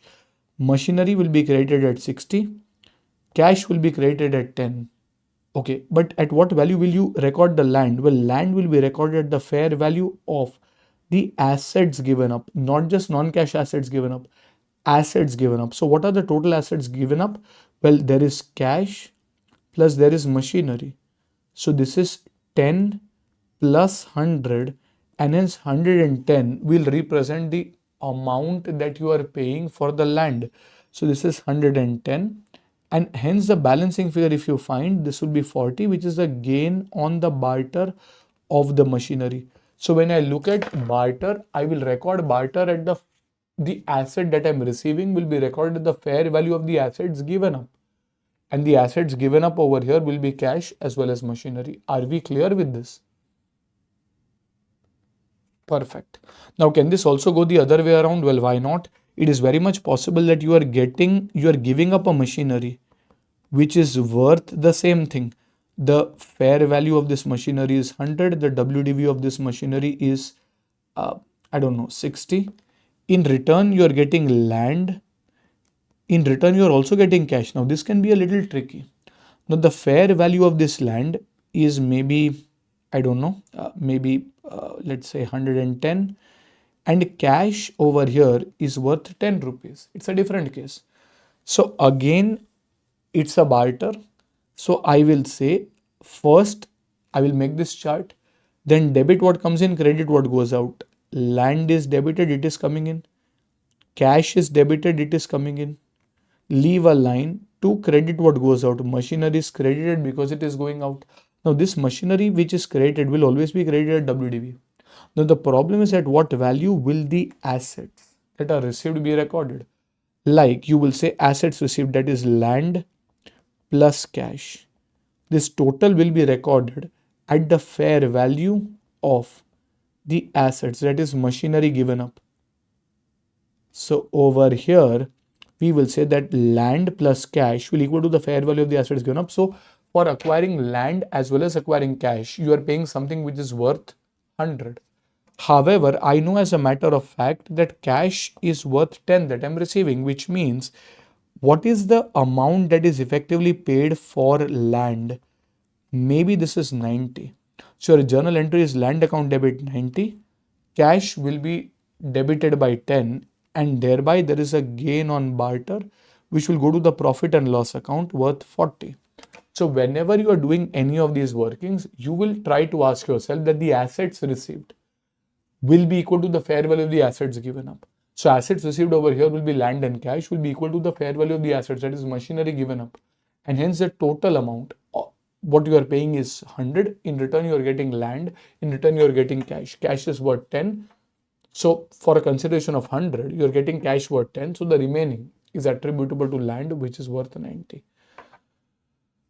So this is what you will do in case of a barter, provided barter has commercial substance. What do you mean by barter having commercial substance? That means it is a genuine barter. It is not a barter on paper. It is a genuine barter, sir, but a barter will always be a genuine barter. Well, in this case, you are giving up machinery, you are getting land. Well, yes, that is, you are giving up different assets, you are exchanging different assets. So your position of the entity will change. Similarly, you are giving up machinery and cash, you are getting land, you are giving up machinery, you are getting land and cash. All of these barters seem to be genuine barters. Sir, but every barter is genuine only. Okay, now let us say we have had a fairly bad year. Our profits are not as good. We go with our friend to a bar, and let us say we are saying that we have had a very bad year. We want to increase our profit. So your friend says, well, you have come in a car. What is the WDV of that car? We say, well, the WDV of that car is, let's say, 60. What is the fair value of that car? We say that is 100. So your friend tells you, well, you know what? You have a car which is worth 40 rupees more. Revalue the car. So you do PP account debit. You debit the PP by 40, that is car by 40. But the moment you sit to credit, you will have to credit the revaluation reserve. We will study that. But that is an upward revaluation will go to the revaluation reserve. We slap our friend. We say that we don't want anything in revaluation. We want it in the profit and loss account. We want to increase our bottom line. We want to increase our net profit. This is of no use. So your friend tries to structure a transaction. He says, well, you know what? You came in a car, which is a, let's say, grey Honda City. Even I came in a car, which is a similar grey Honda City, for example. So what we can do is, on paper, let us say you are X, you are having a car, let's say, which is having a WDV of 60, which is having a fair value of 100. There's your friend Y, who is also having a car. Let us say for simplicity, it is a similar car, which also has a fair value of 100. So what your friend says is, on paper, we can show that we have entered into a barter where you are giving up your car, a grey Honda City, and in return, you are taking up my car. So if I do these transactions, your journal entry is debit what comes in, well, car of Y is coming in, credit what goes out, well, car of X is going out, and the car of X will be credited at 60. Now the car Y will be recorded the fair value of the assets given up. So the fair value of the assets given up is 100. And hence this car of Y gets recorded at 100 and boom, you have 40. And this is a gain on barter, which can be taken to the profit and loss account. So what you have managed to do is, by entering into a notional transaction on paper, which does not really have any substance because it is not exchange of different assets, it is exchange of similar assets. The position of the entity does not change pre and post the barter. Like if I'm giving up a machinery and if I'm acquiring a land, earlier maybe I had machine operators, now I'll need a gardener. There are position of the entity will change. I'm not saying that you'll be in a profitable or a better off or worse of position, but there will be some changes. But if I'm giving up a car and in return I'm getting a similar car, by and large, the position of the entity does not change due to the barter. Such transactions are called as barters lacking commercial substance. It does not have any real substance. And if the barter lacks commercial substance, it's not a genuine barter, then we should not give that opening to record again, because people can misuse this. They will bypass the revaluation and they will say that let us enter into a barter on paper and show that there is a gain and take it to the profit and loss account. And hence, to plug that loophole, we have said that if a barter lacks commercial substance, how will we know, sir, in the exam if the barter lacks or has commercial substance? Well, you will see if there are different assets which are exchanged, like land against machinery, or let us say land against a private jet, or let us say a machinery against a ship. Well, these are different assets exchanged. They will always consider to have substance because the position of the entity will change. However, if there are similar assets which are exchanged in such a way that the position of the entity does not change, in which case the barter is said to lack commercial substance. And if it lacks commercial substance, the standard does not allow you to record the asset received at fair value. They say that, well, you know what? You will have to record the asset received at WDV only, which means debit what comes in, that is car Y, credit what goes out, car X. Well, car X will be credited at 60. This car Y will also have to be debited at 60 only.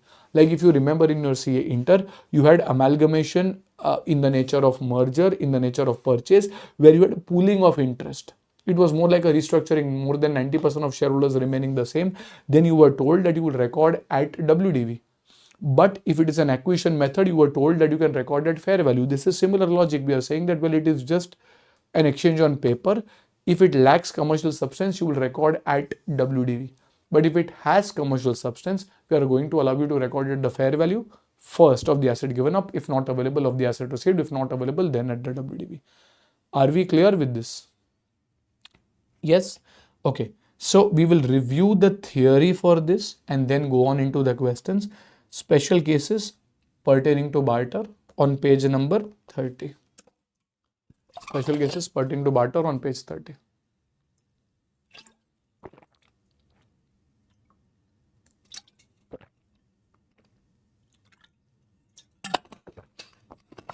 Okay, so let us review this. For barter, let's say if barter has commercial substance, this is the more important part in my understanding, then PP is to be recorded at the fair value. Sir, which fair value? Fair value of the assets given up, unless fair value of the asset received is more reliable. So the first preference is the fair value of the asset given up, because that is the cost of what you are paying. If the fair value of the items given up and received are the same, then we can take either. It does not really matter. Like in our first example, if everything is 100, you can directly take 100. But if the fair values differ and no information is given about the reliability, then the following order of preference as per ICAI is to be followed. So this is based on ICAI level of preference. First, fair value of the asset given up. If not available, 0.2, then fair value of the assets received. If 1 and 2 both are not available, then WDV of the assets given up. So this is your hierarchy. We have understood it conceptually as well. But what if it lacks commercial substance? Sir, how will I know it lacks commercial substance? Well, lacking substance is transaction lacks substance if the position of the company remains the same before and after the barter. There is no real change. That is, nature of expenses and incomes are expected to remain similar both pre and post the barter. If similar assets are exchanged, we can consider that the transaction lacks substance.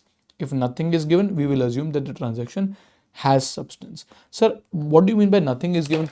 Yeah, if the question tells you machine A is given up and in return you are getting machine B. Now, I don't know whether machine A and machine B are similar machines or different machines. So if nothing is available, there is no other information that helps me, I will say that, well, I'll give the benefit of doubt and I'll assume that the transaction has substance. So it is innocent unless proven guilty. So unless you can prove that the transaction in a way lacks substance, we can say that the transaction has substance.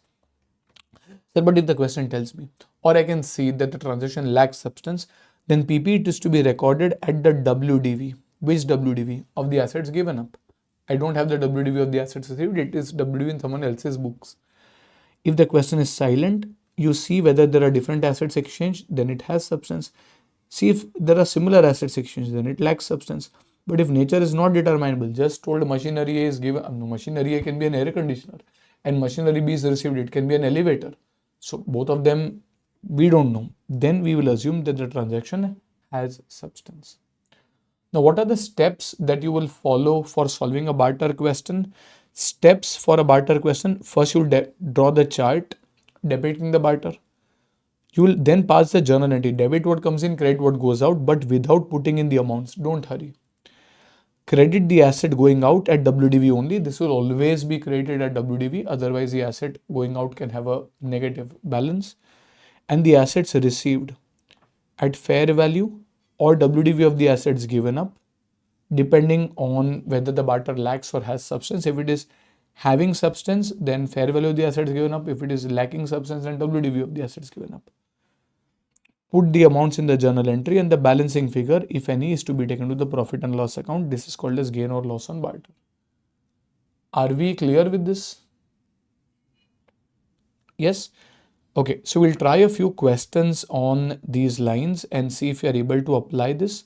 Go to question number 6, please. Go to question number 6 on page number 120.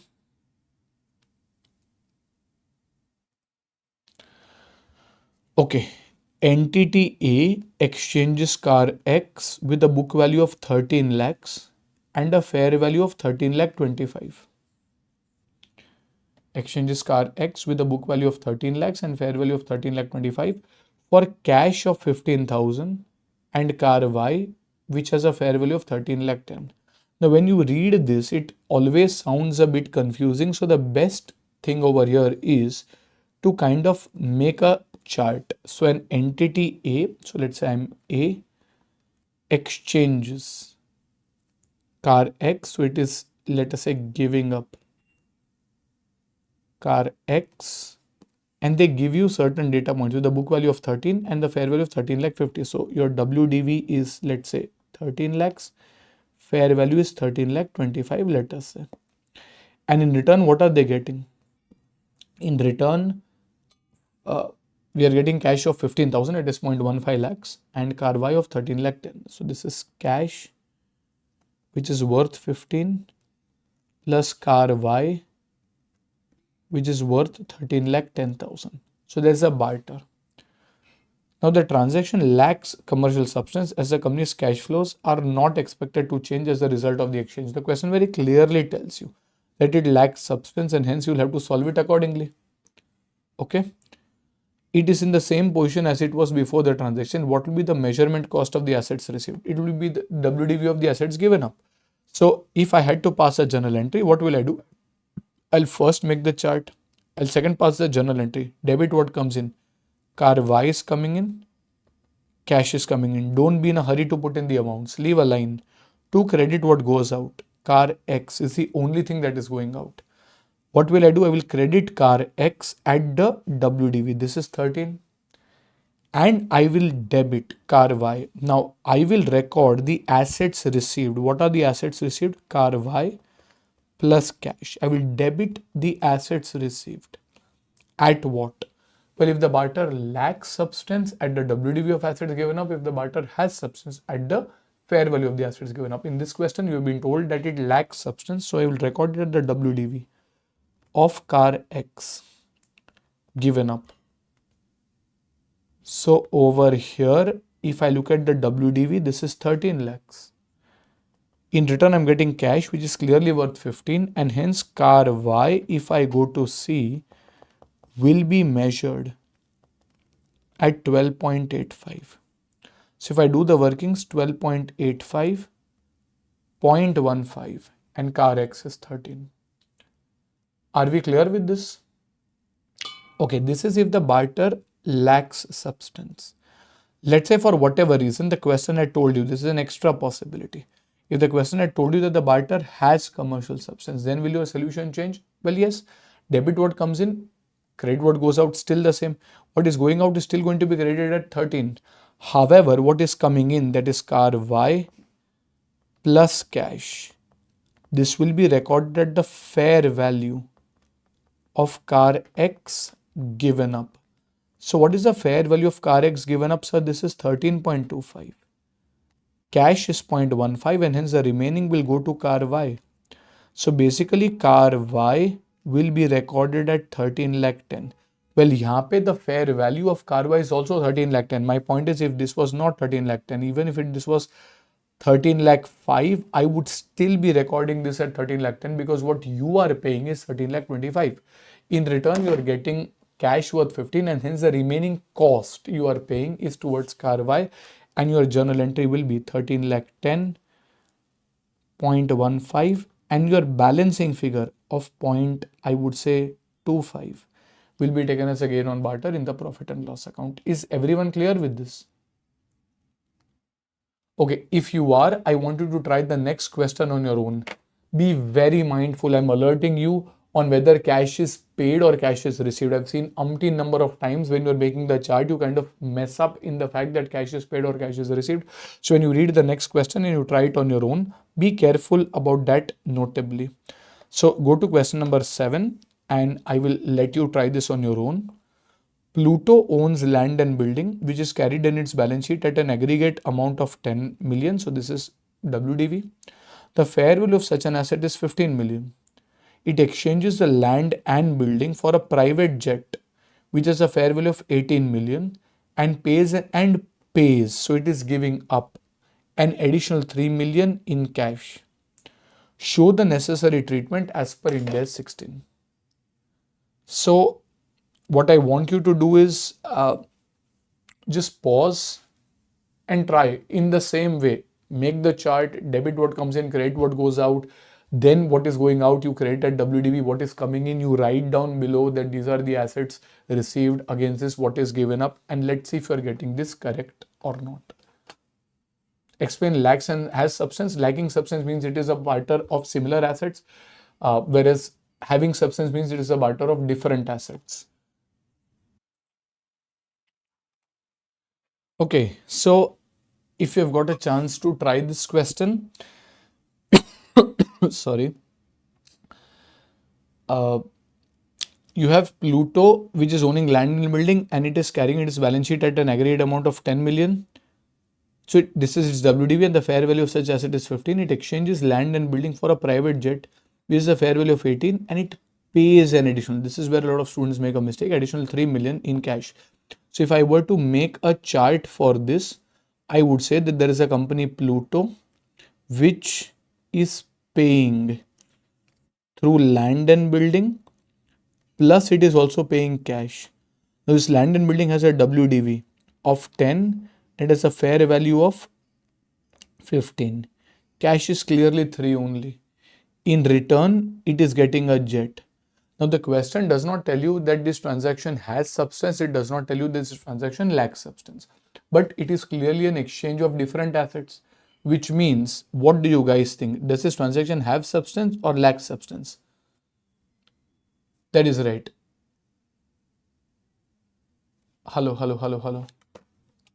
It is lacking substance. Just a second.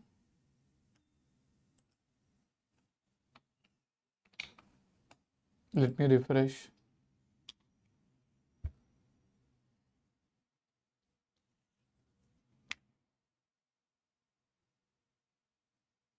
Is it proper now?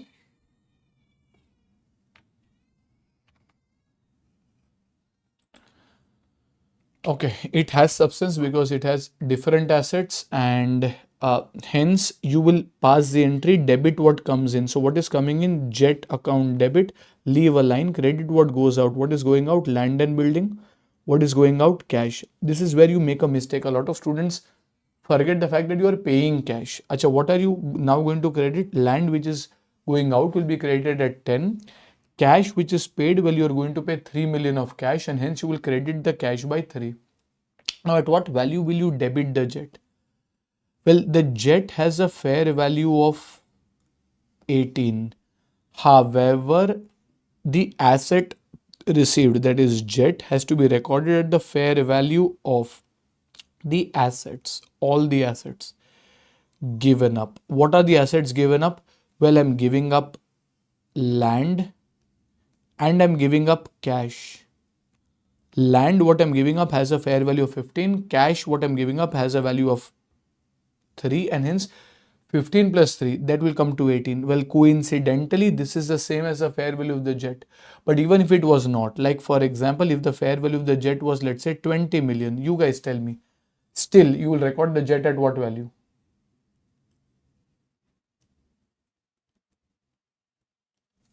No, how can you say that the fair value of the asset received is more reliable? If nothing is given, both of them are equally reliable. We cannot say that the fair value of jet is more reliable. The question has nowhere told you that the fair value of the land is not reliable. So in this case, you will record the jet still at 18. So what if its fair value is 20? Still, because what you are paying is worth 15 plus 3, that is 18. And hence, if there's a balancing figure, that balancing figure will go in the gain, and that gain will be in the profit and loss account, which is, I believe, 5. Is everyone clear with this? Yes? Okay. So this is regarding barter for question number 7.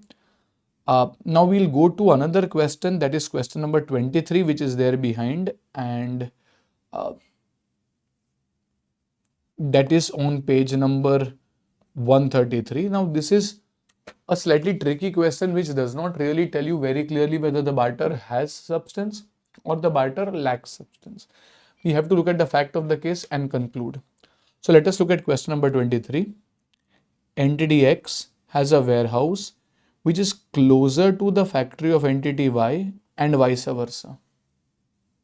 So X has a warehouse which is closer to the factory of Y and vice versa, which means Y has a warehouse which is closer to the factory of X. Now the factories are located in the same vicinity. Highlight this. This is an important statement. The factories are located in the same vicinity. So one of them may be slightly closer, but they are at the end in the same locality. It is not that one of them is in a different country and another is in a different country. No.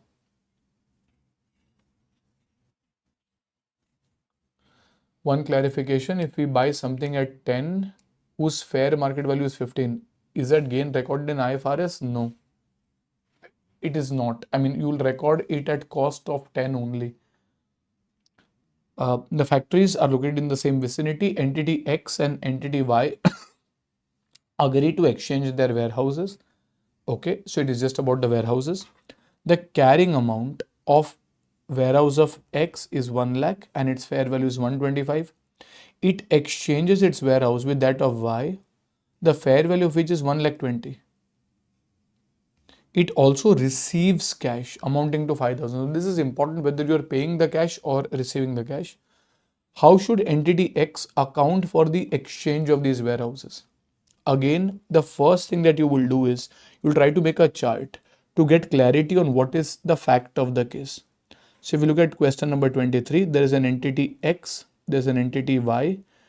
Entity X is giving up its warehouse of X. In return, it is getting a warehouse of Y. What about cash? Like in the last question, you were paying cash, question number 7. In this question, you are receiving cash. They have told it exchanges its warehouse with that of Y, the fair value of which is 1 lakh 20. It also receives cash amounting to 5,000. Okay. So over here, you have plus. I'm receiving cash. Okay. So when I look at this particular case, warehouse of X, it has a WDV and a fair value. Warehouse of X has 1 lakh WDV and fair value is 125. So this is 1 lakh WDV, 125 is a fair value, let's say. Cash, what it is receiving is 5,000 and warehouse of Y has a fair value of, I think, 1 lakh 20. Okay, so you have put in the fact of the case. Now the thing is, you are exchanging a warehouse of X against a warehouse of Y. Are they similar assets? Okay. Are they also in the same vicinity? Now, where the warehouse is located is also important. But are they in the same vicinity? So basically, these appear to be similar assets and in a similar vicinity. Yes, maybe it is given that the warehouse of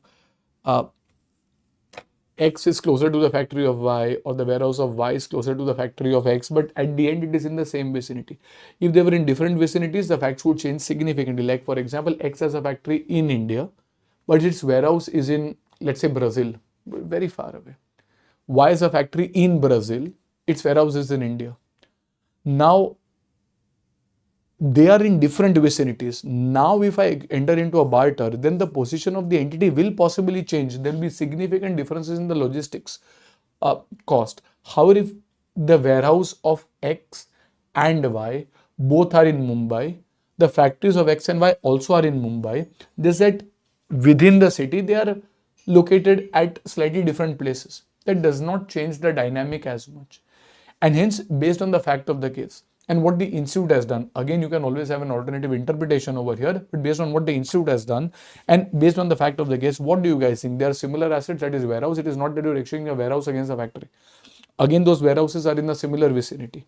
Does this barter seem to have commercial substance, or does this barter seem to lack commercial substance? What do you guys think?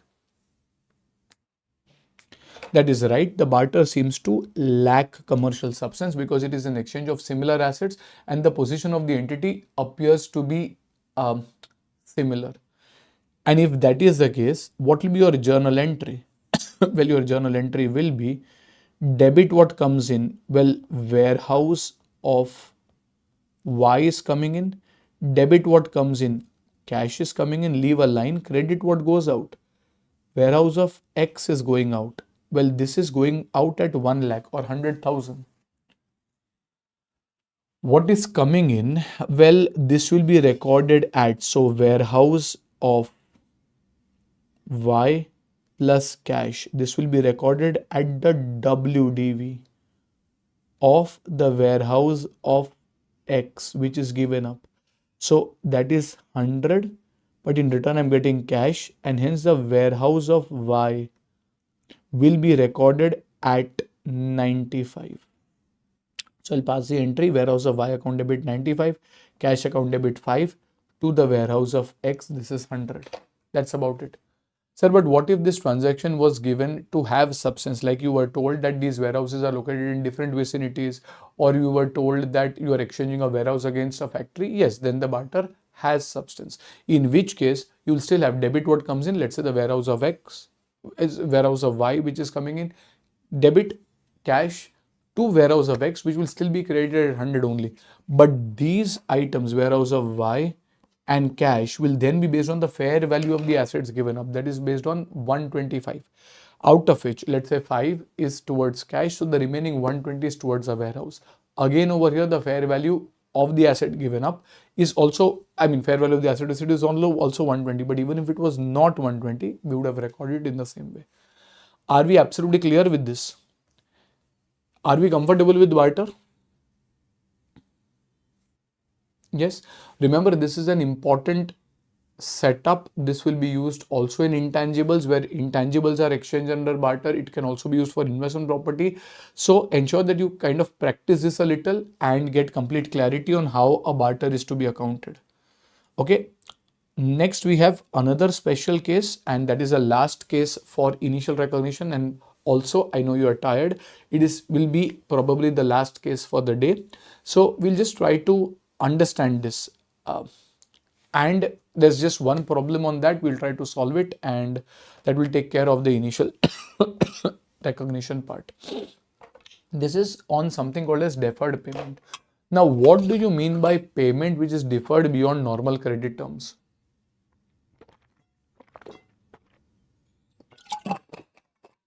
Let us take an example.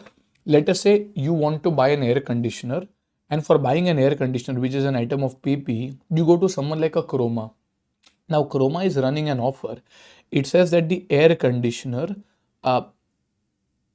will cost you 24,000, and they give you apparently a free 2-year credit. So they are saying that I will give you a free 2-year credit, and you can take the AC now. You can make the payment after 2 years. Okay. However, they are also running an offer that for customers who make an immediate cash payment, they are running a special offer. See, they're not calling this, I mean, they're running a special offer that they say that, so they are writing this 24,000. वो होता है ना, they will cut this and they will write, we will give this to them at 19,260, 826 only. Now, let's say you say that I don't have immediate cash, I'm doing articleship, 2 years later I'll become C, and then there is money and money. So let's say you decide that I will take the AC now and I'll make the payment after 2 years.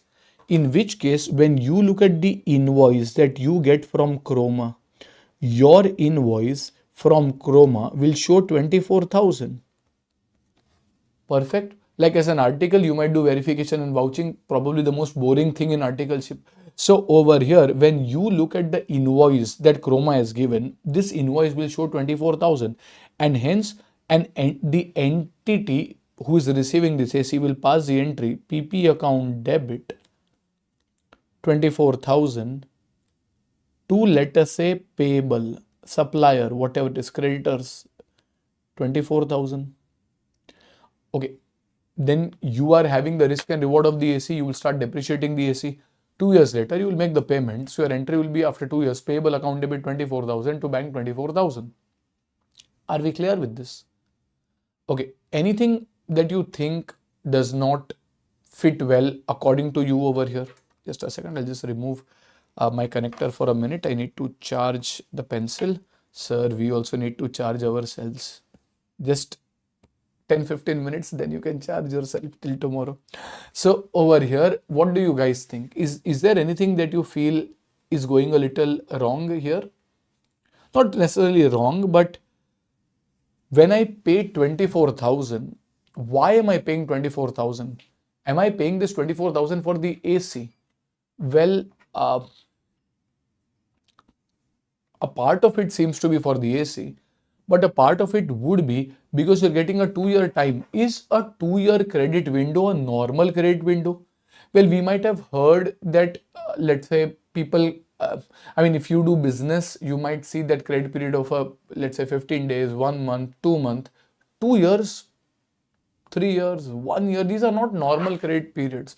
So if you are demanding a credit period of a year and above, Ind AS 16 implicitly assumes that the supplier will charge you interest. Sir, but it is not written interest anywhere. In fact, they have written the words free.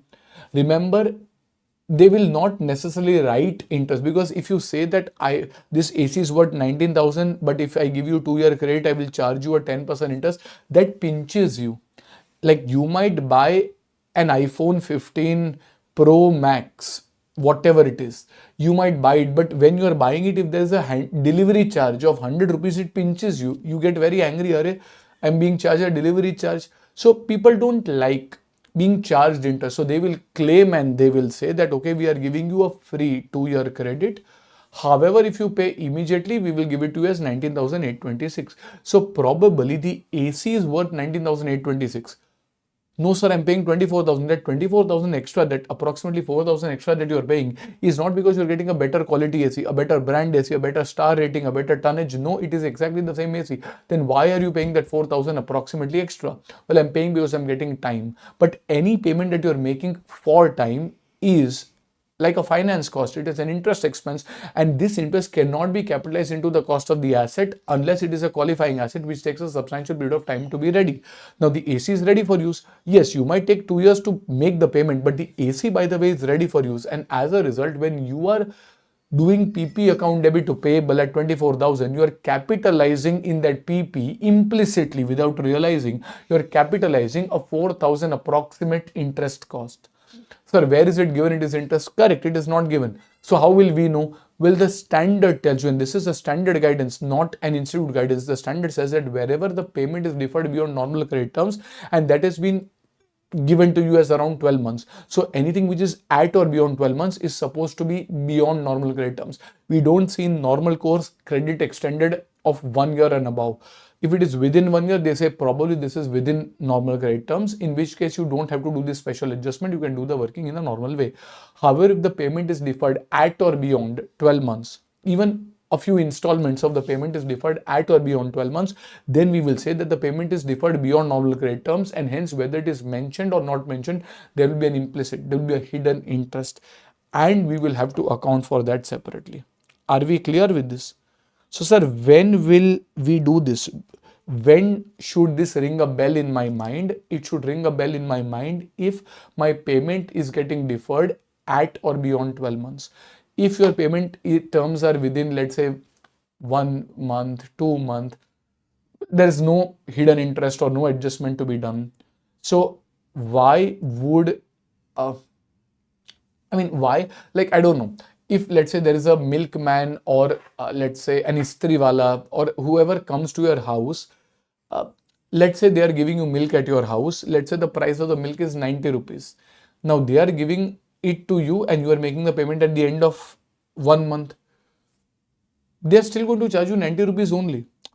They're not going to charge interest because it is within the normal credit period of a year or so. I mean, it's you're paying in a month or two.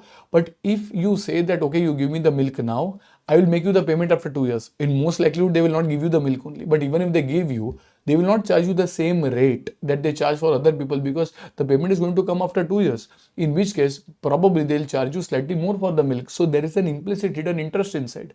So the standard believes that if the payment terms extend at or beyond 12 months, then there would be a hidden interest involved. Even if it is not specifically mentioned, there will be a hidden interest. Sir, how will I find this? Well, you will try, the question will give you, but otherwise you will try to find the implicit IRR. Have you heard about the IRR? This will, see, you are doing an FR paper and not an AFM paper, so you don't have to sit and calculate the IRR. So let us say there's an implicit IRR. What is IRR? R is the rate at which present value of cash outflow equals the present value of cash inflow. Like over here, if I were to say in today's terms, if something is worth 19,826, at what rate will 24,000 at the present value factor at the rate of, I don't know, using trial and error that you find IRR, 10% for the second year. So if I do this, well, this will equal, I know the answer, so I'm taking 10% directly. Otherwise, like in inter-CA capital budgeting, you have to do trial and error. So what is the rate at which, probably 24,000 after 2 years equals to 19,826 today, which means implicitly they are, that is called, why is it called as implicit IRR? Implicitly, they are charging you a 10% interest. Rather than showing this to you as interest, probably they are showing this asset worth 24,000, and if there's someone who's doing immediate payment, they're giving it to you as 19,000. So rather than using the words interest, using the words discount, they're just giving this offer. But the right treatment over here, let's say all of this is not required, this will be given to you in the question. Let's say you are given that the implicit IRR is 10%, then you will try to find, see, the cash price is given, you will try to find the cash price equivalent. What does this mean? It means that you will say that 24,000 I'm paying after 2 years. That means at a 10% return for the second year, that is at 0.8264. This equals how much? 19,826. It is given to us, but even if it was not, you could have calculated this. Okay. Then what? Well, at year 0, you will pass the entry PP account debit 19,826 to what? Sir, to payable. How much is the payable? 19,826. Now you get the risk and reward pertaining to the PP. You'll start depreciating the PP. But what about the payable? Well, at year 1 and year 2, you will record interest. So that is finance cost. Account debit to payable. Sir, how will I calculate this finance cost? Well, that's quite easy. I would say that if there was a payable where I had to pay, let's say year 1 and 2, your opening balance was 19,826. Interest over here is at the rate of 10%, and hence this is 1983. So your closing payable will come to, I think, 19,826, and this is 21,809. 21,809 and this will become around 24,000. So in the second year, there will be a further interest of around 2191 approximately. So what will happen is in year 1, in year 2, you will record a finance cost of 1983 and then of 2191. And where will this finance cost go? Well, it will go to the P&L. You will not capitalize it along with the asset because this is linked to time. You're not paying this extra amount because you are getting a better quality asset or a better featured asset. You're getting more time and hence you're paying this. And at the end of year 2, your payable moves from 19,000 to around 24,000 and you make the payment. So payable account debit to bank of 24,000. Perfect. Sir, should we do this in every question, every adjustment? Answer is no. You will only do this if the credit period is beyond 1 year. If it is within 1 year, you don't have to find any implicit interest. You will do the working in the usual manner. Like if it is within 1 year and an AC is worth 24,000, well, you will pass the entry PP account debit to payable. If there's a 2-month credit window, you will say PP account debit 24,000 to payable 24,000. No, sir, it's a 2-month period. Yes, but that is within normal credit, and within normal credit, it is seen that people don't really charge interest. Like a milkman will not charge you a different rate for a milk if you are asking for a 1 or 2-month credit, which means the PP of 24 is what 24 only. But if the credit period is beyond 12 months, then you will have to do this adjustment. Are we clear with this? Yes? No, I mean, you're going to do it on a simplified manner. We don't have to take different rates for different years. You will take one single rate, that is the implicit IRR. That is what the institute also does. That is what I've seen in practice. You will take a single rate across the tenure of your arrangement. That is your IRR. Okay, so if I were to review the theory on this and then go to the last problem, that will take care of the initial recognition section. So deferred payment, if the payment terms are, okay, you'll put greater than or equal to.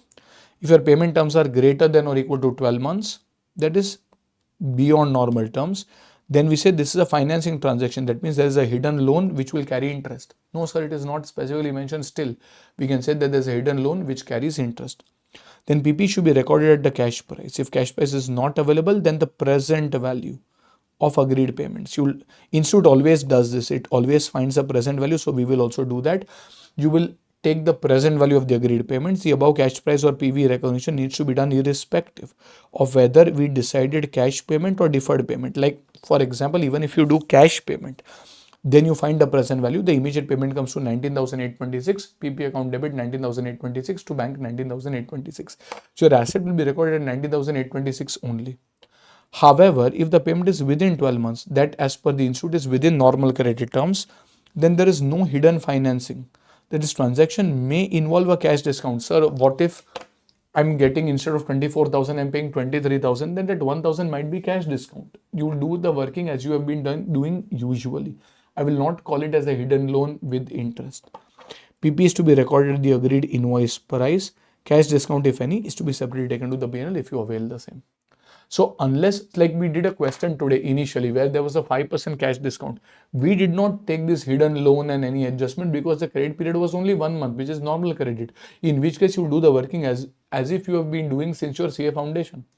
But if the payment terms or the credit period exceeds beyond 12 months, that is when this adjustment will come into picture. Are we clear with this? Yes, okay. So if the term equals to exact 12 months, we should also compute implicit interest. Yes. So that is why we have done greater than or equal to 12 months. So let us go to the last question, and that is question number 8. Let's try question number 8 and then we will stop for the day. So on page number 121, question number 8. On 1st April 11, an item of property is offered for sale at 10 million, that is around 1 crore. With payment terms being 3 equal installments of 33 lakh, 33,333, around 33.33 lakhs over a 2-year period. Over a 2-year period, payments are made. So we are saying that the item is available at 10 million and you can pay 33.33 lakhs over a 2-year period. So the payment, at least 1 or 2 terms, installments are going at or beyond 12 months. Okay. The terms are on 1st April 11, that is down payment, 31st March 12, and then 31st March 13. The property developer is offering a discount of 5%, that is 0.5 million, if payment is made in full at the time of completion of sale. So instead of 10, you will pay 10 minus 0.5, that is around 9.5 million. Implicit interest rate is given to you as 5.36%. Show how the property will be recorded in accordance with Ind AS 16. Okay, in this case, will the deferred payment guidance apply? Are the installments going at or beyond 12 months? Yes. And hence you will try to find the present value of the cash payments. Now, sir, someone can always argue that we have the data already. Can we do that? In my opinion, yes. But I've seen institute always finding the present value and then coming to that answer. You will get the same answer only, but it is preferable to follow what the institute does to ensure less problems. So over here, this is your immediate payment 0, then 1, and then 2. So the first payment is on 1st April 11, next is on 31st March 12, and next is on 31st March 13. So your cash payments or cash outflow will be 33,333,333 for year 0 immediate, then year 1, and then year 2. Well, the discount factor is 5.36%. Remember, at year 0, if you are making immediate payment, that is a factor of 1, then 1 divided by 1.0536. Probably this comes to 0.9491. This is 0.9008. And if you sit and find the present value, it is 94,99,000 and something. You will sit and find, you will get approximately 95 lakhs only, which is nothing but that 1 crore minus 5 lakh. It is the same. Can we take it directly? In my opinion, yes, but the institute shows the present value, so we might as well show that. Okay. So if I had to do the working, then what will happen? Well, at 1st April 11, my entry will be building account debit 95 lakhs to payable. I will again say 95 lakhs. Okay, I'm passing multiple entries. You can even pass a direct entry. On the first date itself, there is a down payment. So there is payable account debit, let us say 33 lakh, 33,333 to, let us say, bank. But remember, your building is not recorded at 1 crore, not recorded at 10 million. It is recorded at 95 lakhs because the extra 5 lakhs, according to us, is due to time. Okay, therefore, if I were to look at the finance cost, year 1 and year 2, your opening balance, if I go to see, your opening balance was 95 lakhs, out of which on the very first day, 33.33 lakhs is paid. So this is 95 minus 33 lakh, 33,333 comes to, I believe, what? 61 lakh. This comes to around 61 lakh, 66,667. And interest will be at the rate of 5.36%. So on this into 5.36%, you will have, sir, where is the agreement mentioning 5.36? No, it is not. And that is what is called as the implicit interest rate. 3,30,533. At the end, there is another payment, the second installment. This is on 31st March 2012. This is 33 lakh, 33,333. And hence your closing comes to what? This will be 61, 66, 667 plus 3,30,533 minus 33,33,333. So this comes to 31,63,867. In the second year, you have 31,63,867. There is some interest and you'll make the second installment. and this will ultimately take your payable down to nil. Usually in the last year, you take the interest as a balancing figure, and hence if I find this as a balancing figure, this is 1,69,466. So sir, what will happen? After these first two entries, on 31st March 2012 and on 31st March 2013, you will pass the entry finance cost account debit, and this will go to the P&L. Finance cost account debit, let's say to payable. So your payable will increase by 3,30,533 and then 1,69,466. And in each of these dates, you will also make an installment payment. So this is payable account debit to bank. In each of these years, you will pay 33,333. So thereby your entire amount will be closed. Sir, but usse hoga kya? Well, at the end of the day, your PP got recorded at 95 only. But I did not pay 95, I paid 1 crore. So the extra 5 lakhs got recorded as finance cost because you did not pay 1 crore for the building. You paid 95 lakhs effectively for the building and the additional amount you paid for time, and that should be recorded in the P&L as and when time passes. Are we clear with this? So what we're trying to say is your PP will get recorded at 95. I mean, even if you decide to take the immediate payment option, you will say PP account debit 95 to bank 95, your PP will be recorded 95 only. And over here, if you take the deferred payment option as well, your PP will be at 95 to bank to developer, and then on the developer, they will charge an interest. I mean, they've done this in lakhs of 3.31 and then 1.68, and that's about it. Are we clear with this? Yes. Okay. So I guess that should be it. And we are done largely with the initial recognition part.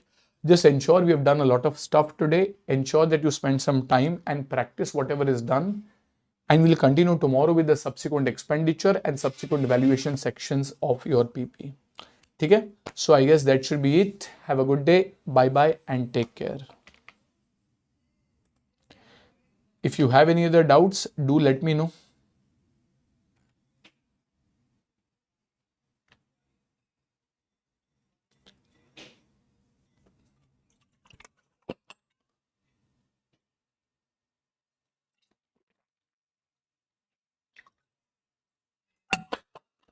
I think one more day tomorrow we'll do it on YouTube, and then we will do it on the app.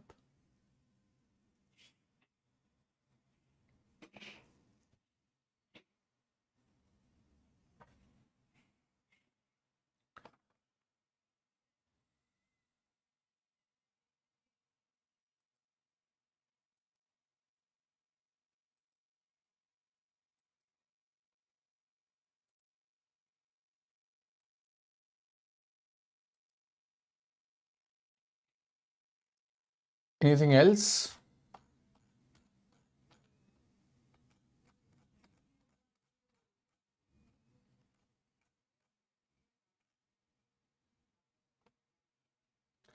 Okay, I understand you're tired.